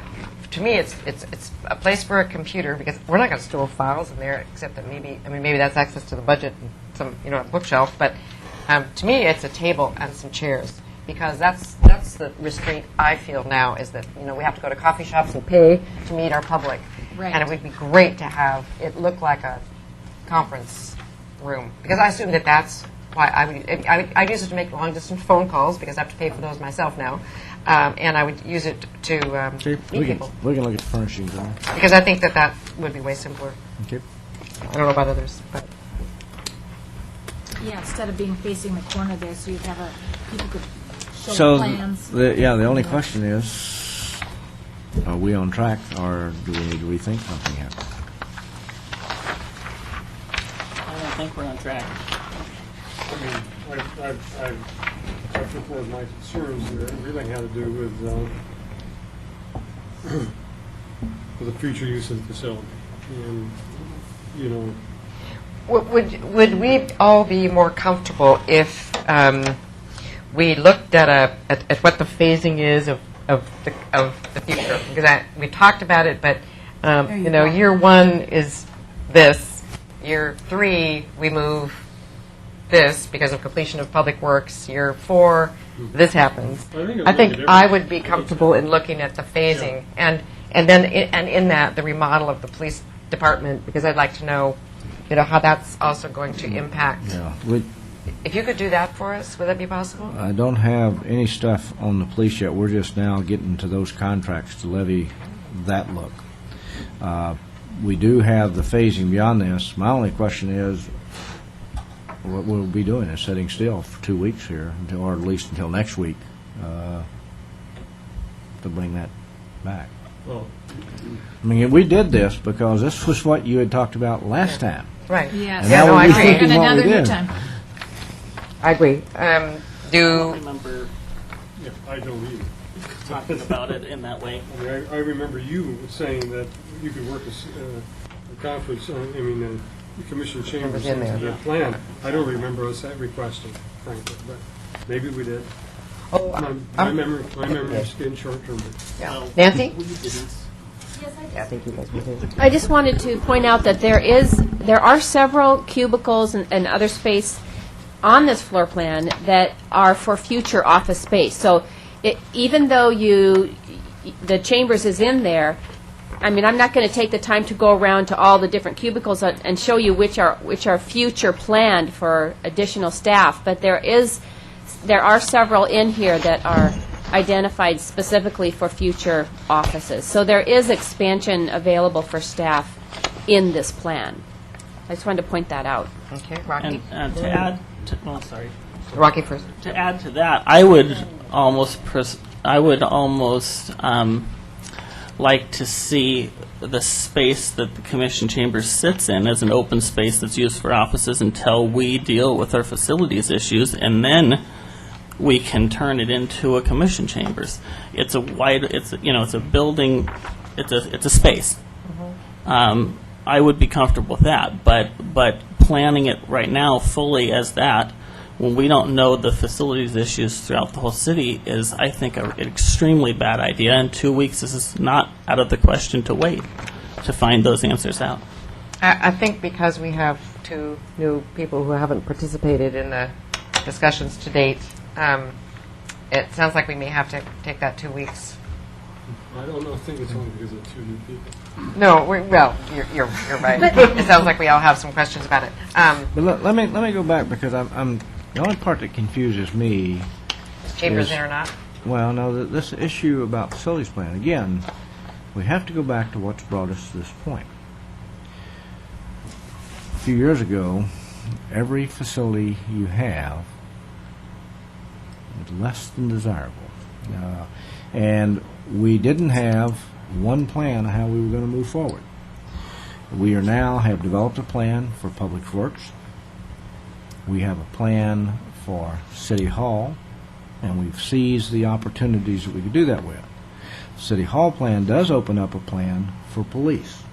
Now, again, it's going to be walk before we run, because there's only so much you can do with this building, and it is far inadequate for what their needs are, but it will give them some additional space. And then we also are in the process of developing a plan for a library. You also have the need to do something for swimming pool. One of the things that has been frustrating in Oregon City is that City Hall is like, we can't do anything nice there until we fix everything else. You get one shot. You can come back and put a Band-Aid on it later on, but now's the time if you're going to do it. You really need to think how you want to do that. And then we'll just have to take these others one step at a time. And that's kind of what we're in the process of doing. I think that's exactly right, but I think we don't, I think Well, I understand what you're that. hearing us say is that we don't necessarily see the lockstep, and it would be good to talk about how you see that all coming together. Because you just said we only have one shot, and I think we want to do it right. And I will push on the commission again on this. You have had folks crammed in these offices, and we've had the Carnegie sitting vacant. And that's like that is taboo. We cannot touch it, but yet we will do less than optimal in these other spaces because we've got a grand design of what we want in them, which is fine.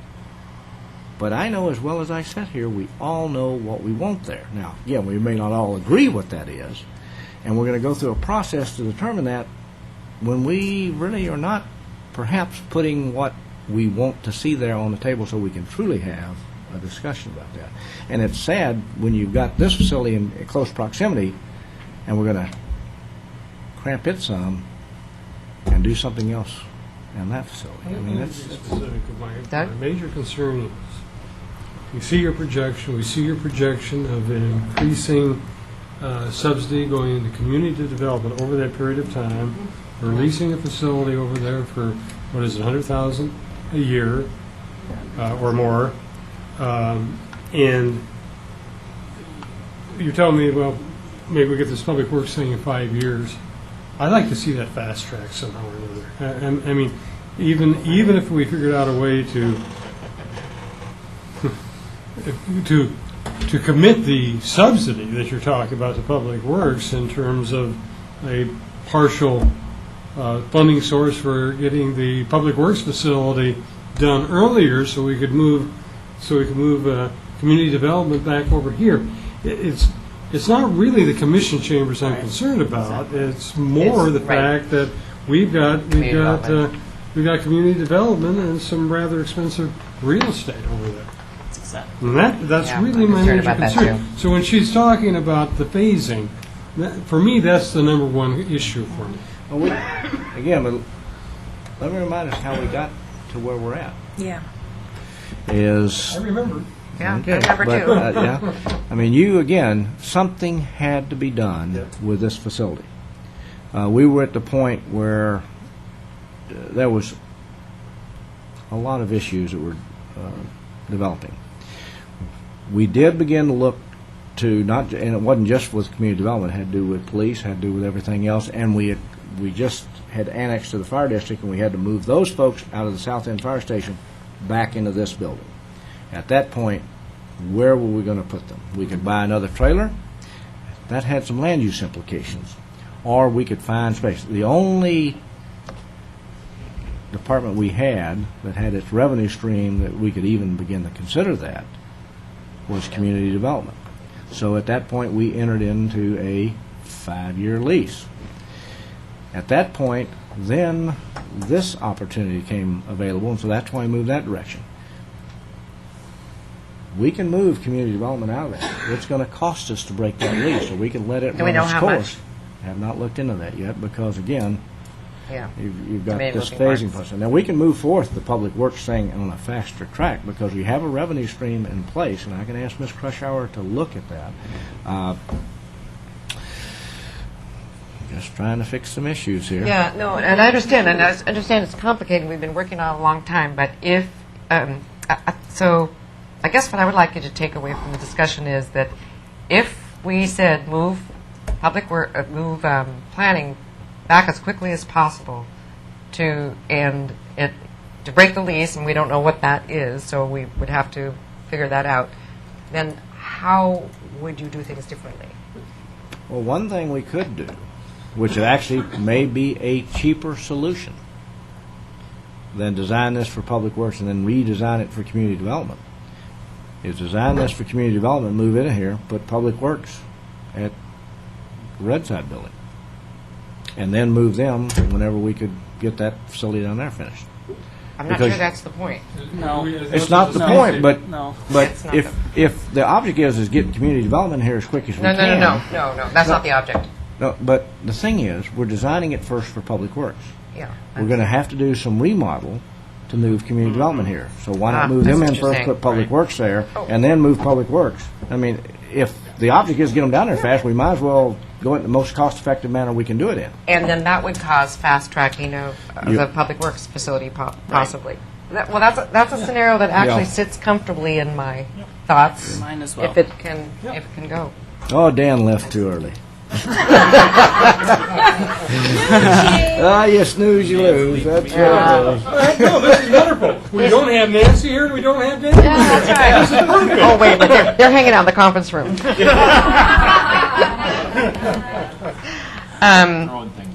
Yeah, okay. Any other creative or directional thoughts?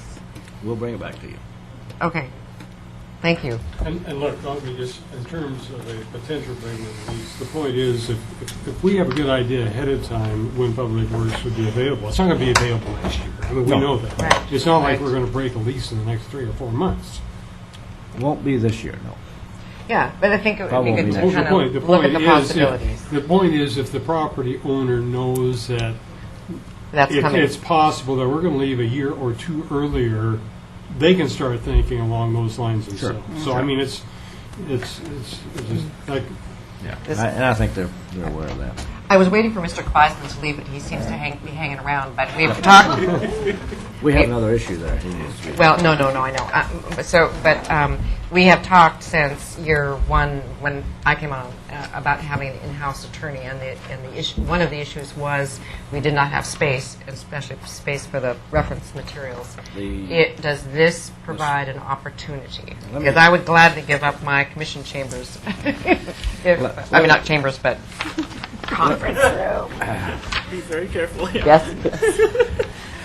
Let me mention, if you look on the second floor, and that's why I've asked them to look at that, in the office, which is 201, I've asked them to look at that for offices. One of the things I have asked Mr. Leffler to do is to evaluate where we're at with legal costs, because we are at a point, I think, that, in particularly solving this space issue, that it may or may not be cost effective to look at in-house. Again, I'm not anxious to change attorneys by any stretch of the imagination, very satisfied with the job that's being done, but there may be a cost savings here, so it's something we'll just have to Yeah, evaluate. and we've talked about that for a long, long time, so I think it's a good time to put it on the table again. Others? Okay, let's move on to the next topic, since we're getting close to the witching hour here. Let's see, now who else have we fired here tonight? Saving money all along. Okay, let's look at, I guess this must be you, Bill, the vehicle and custodial inventories. I had this one.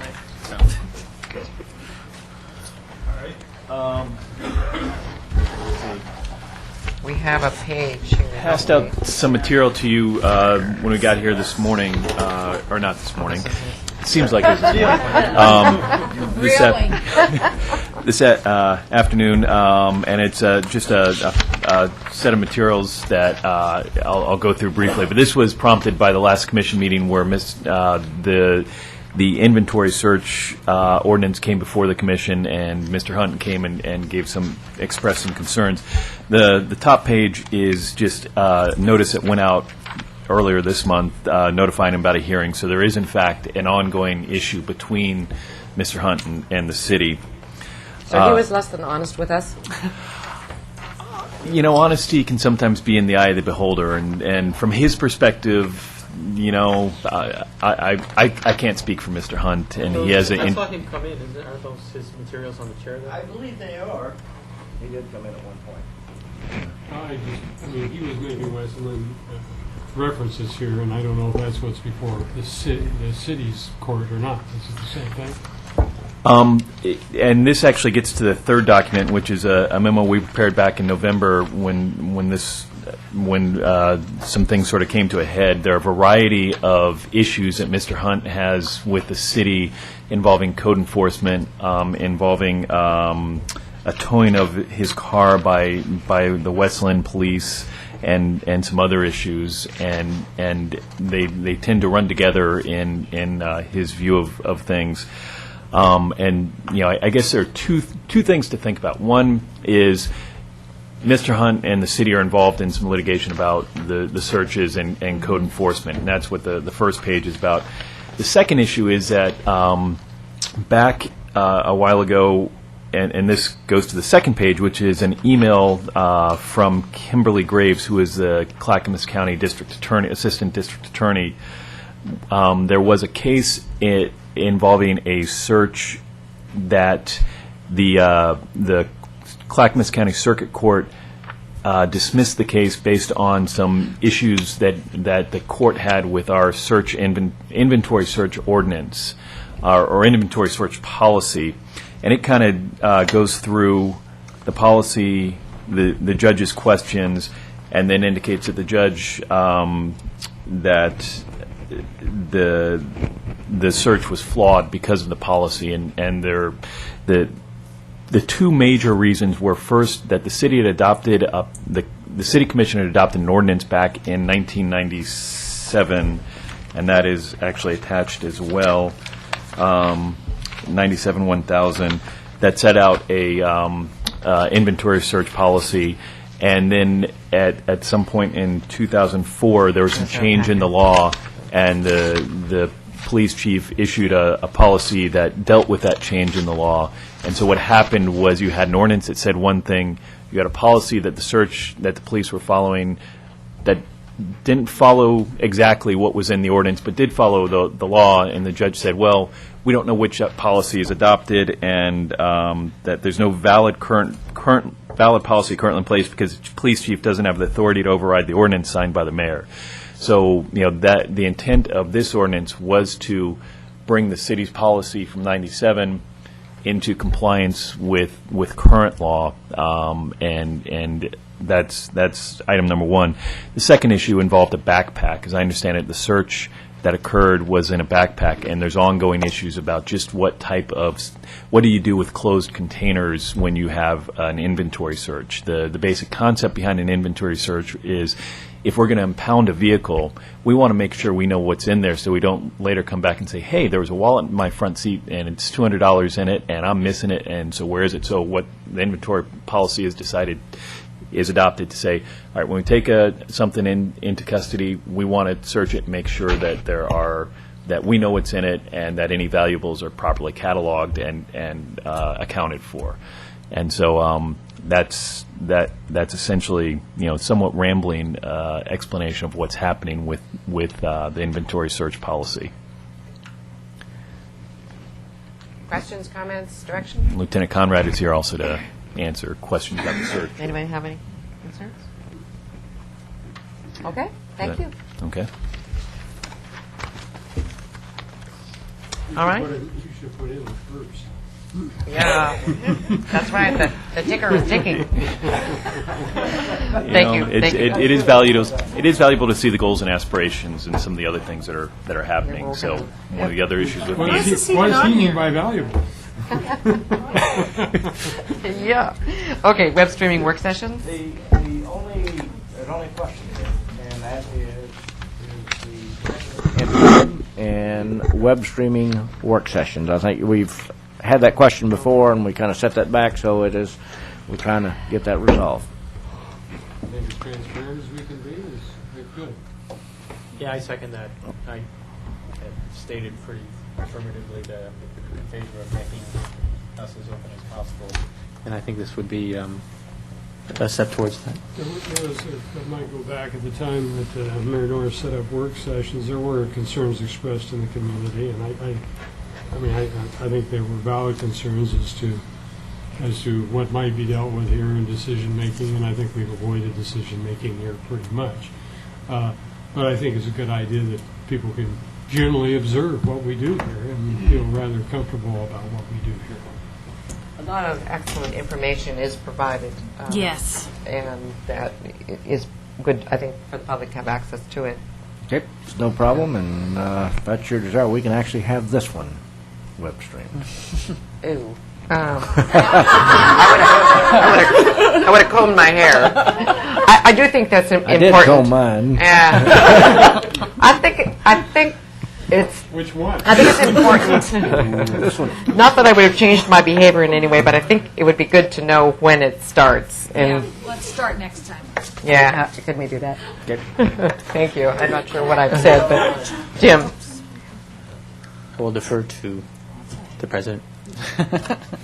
Jim? I wanted to ask a quick question while we have our city attorney here, because I'm unclear about it as to the status of my records as a city commissioner.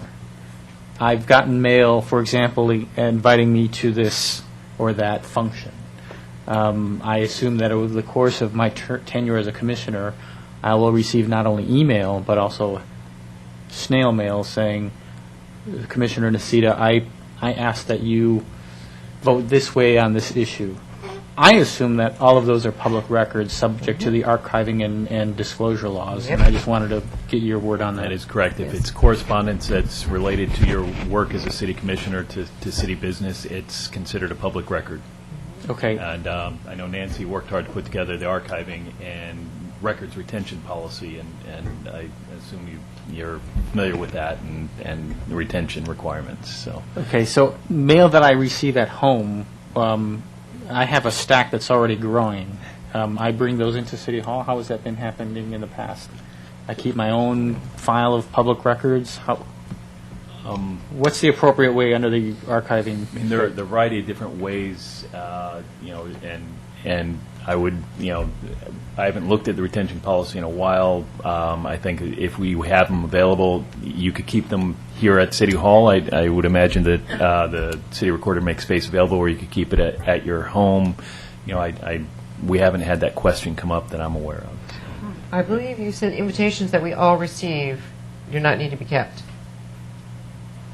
Whenever there's something that is like a transitory type thing, there's an event on this date and it comes and goes. That's not something that needs to be kept. It's transitory. It's if you're conducting city business by letter writing, your state of the city addresses, those types of things. They're public record and they do need to be kept. If you don't want to keep those things at home, I haven't had a commissioner want to bring them all in, but I would, if that's what you wanted to do, we would make means to do that. We can box things up and send them to our off-site record storage if we have to.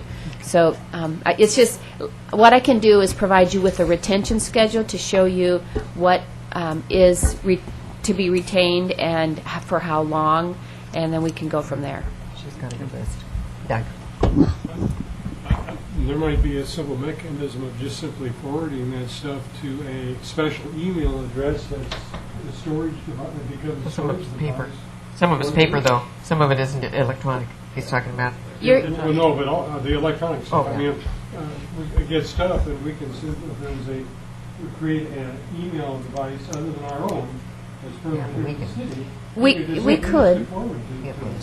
You could, but your own email it's a city account. Your email account is a city account, and so the email that you are saving now should be being kept in folders. That's the records or the email policy that we just passed recently, where you should be keeping your email in folders according to their retention.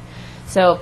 And then, for instance, when the last two commissioners went out of office, their email accounts were set aside for me to, when I have time, to go through and to determine what needs to be kept and what doesn't. So You have to do them all. it's kept. It's just in your account.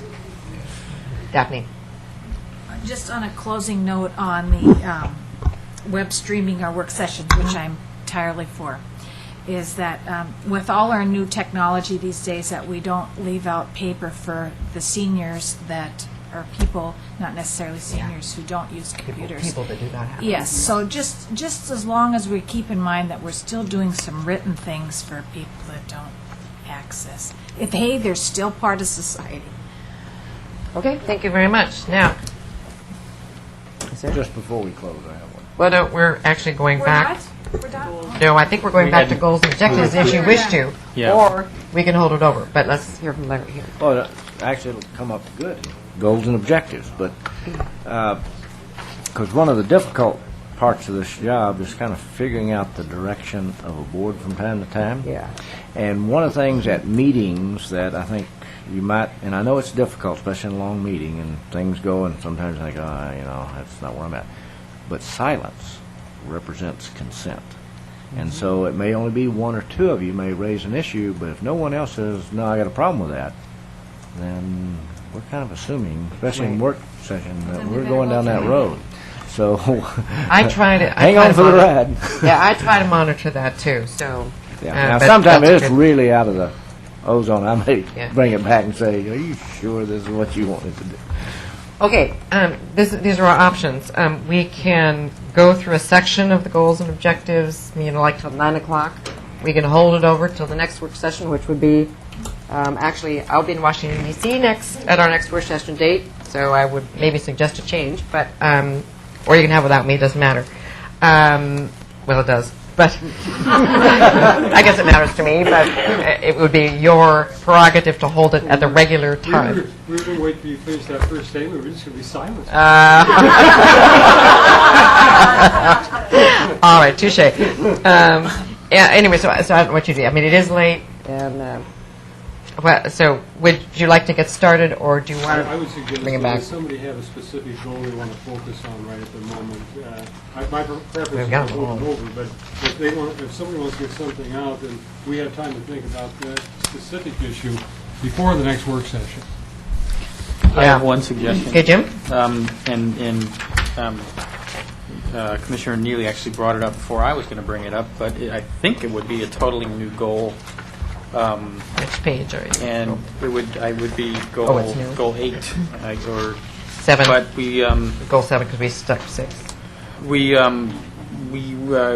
I have sent out these emails regarding mechanisms by which the city might help out the public school system, and I was pleased to see Commissioner Neely raise a similar issue as well, although with a different focus. But I think there is sufficient interest that we sound out the rest of the commission on adding a goal to start exploring options of how the city of Oregon City can assist the Oregon City Public Schools in this time of financial crisis. Could we put that under finance? Because it's actually financial. Or we could put it I think- under enhanced livability. Well, maybe under enhanced livability, there may be things that are not strictly financial. Yeah, I was Right. going to, Contribute on. Right. that's what I want to What about comment on. livability of our community then? Yeah, I think Stick it that- under there, because I don't think we need another goal for that. Is it? How did you say it, to finance, or help out, I'd say to work together with Yeah, the school partnership district. thing. Partnership, Hopefully. yeah. What about? Because yeah. it's not, it shouldn't be our direct goal to, Yeah. What about develop partnership with the school district? yeah. Well, we Look have- for we already ways have where we can additional- partner, Right, money right, saving, right. Yeah. budget optimizing. Right. Well, let's look at additional, because we already have several partnerships with the school district. Does that meet your criteria? Does that develop additional partnerships with the school district under livability? And then the task is to look at urban renewal, look at Yeah. Parks. Exactly. The urban renewal issue I think may be separate. one for the urban renewal board. Yeah, that might not be under a city goal. Well, I think it would be to the extent that the 5 commissioners are a majority of the Urban Renewal Commission. Not a majority, The but- majority requirement's actually unique to that board.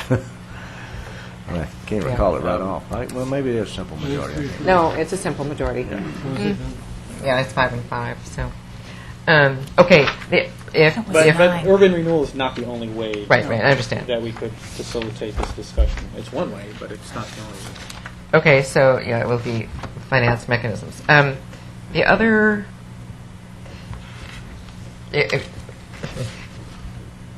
I hate to do this to add, but I think I was reminded during the break that the one we crossed off reminded me of something else. So I guess it must be under. Whether it's your waterfront one or whatever. But anyway, we are working, remember, we've talked a lot about the National Heritage Area that the Oh, yeah. group is working on. So I don't know whether it You have that under tourism, don't you? Let's see, where is it? Falls Access Project? No, that doesn't, we No, we it's not should the list it same. under there then. Maybe Yeah. under Objective 8. Which is it? I'm sorry, it's under Goal 2, Objective Oh, 8, we have tourism, yeah. products and assist Yeah. tourism. I guess I would like to see something in there on Well, I'm at, explore national heritage or Yes. support national heritage area effort, or that's probably pretty bold, but the national heritage area I would like to see as a possible goal, because that may come up for discussion this year for us to take a look at.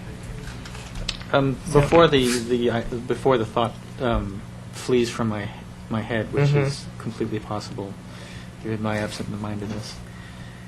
You had raised during City Commission meeting the idea of making a contribution to the next phase in the Oregon U of O landscape architecture program. Yeah, which is the National Heritage Area project. Okay. Uh-huh. And are there any deadlines involving a commitment to funding on that? Yeah, ASAP, but will that be absolutely needed? Well, we have a meeting coming up Yeah. soon. Yeah, we do. And then it's probably necessary in the next 6 months.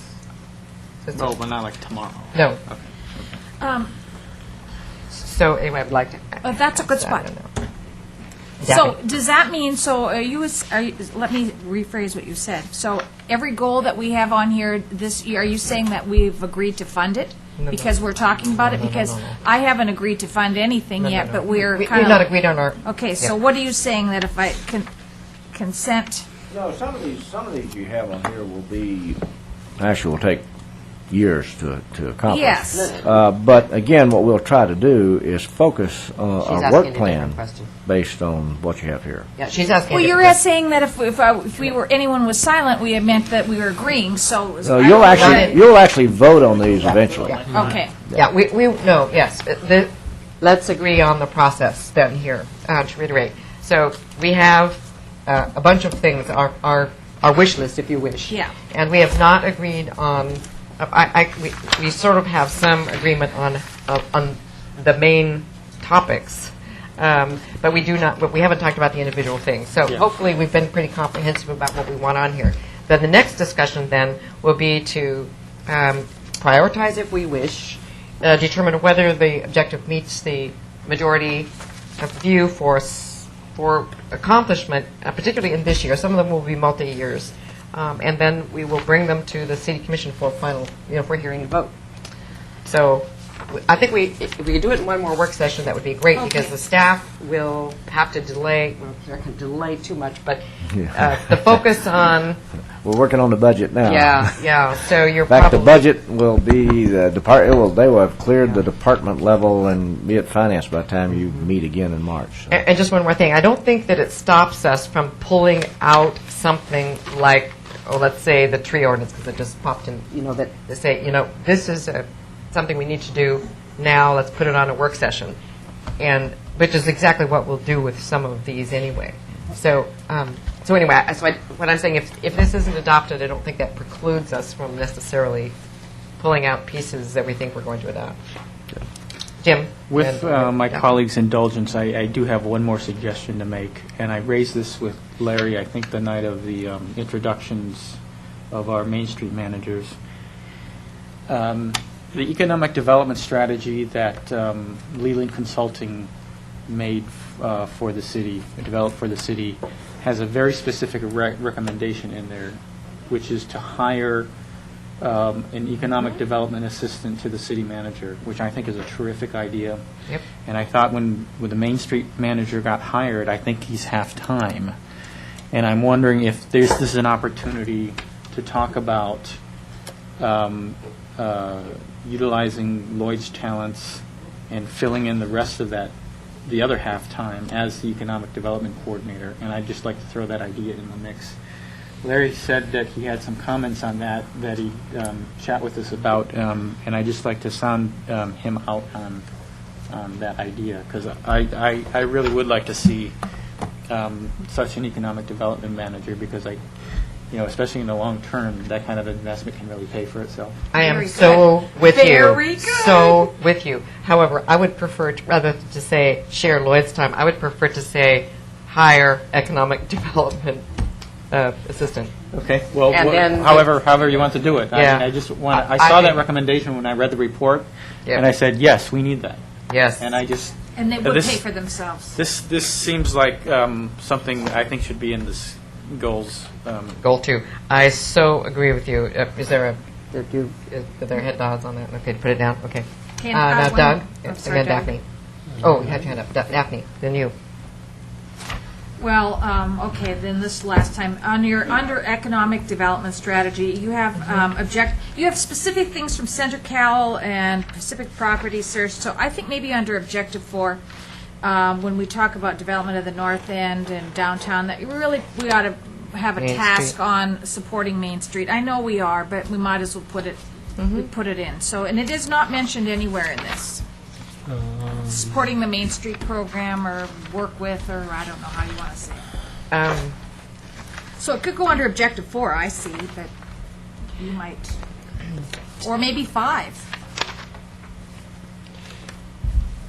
Number 4, goal number 4 is a good example of organizational work, yes. Because of that, could I take a stab at categorizing these? Because they need to be categorized, or maybe you can, Larry, but because they can be categorized. There are some things to deal with water, some things to deal with streets, some things to deal with other things, and I think that would make it so much clearer. In fact, maybe all the goals should be that way, and I'd be glad to help if anyone isn't objecting to do that. I'm happy to help. Doug? She brought that up. I'm sure it must be here, but I'm not sure. Have we included as a goal focusing on the industrial areas across from the college? Is that in here? It's, yeah. Infrastructure out Second there. page, goal 2, complete codification of Beaver Creek Park Lake concept. Oh, that's not it. No. That's not it. certification. It was extending a multi-year program to extend infrastructure. Oh, in yeah. those areas. But the other piece, though, is really, which we've talked about before, the dialogue we need to have with the college and perhaps the high school in terms of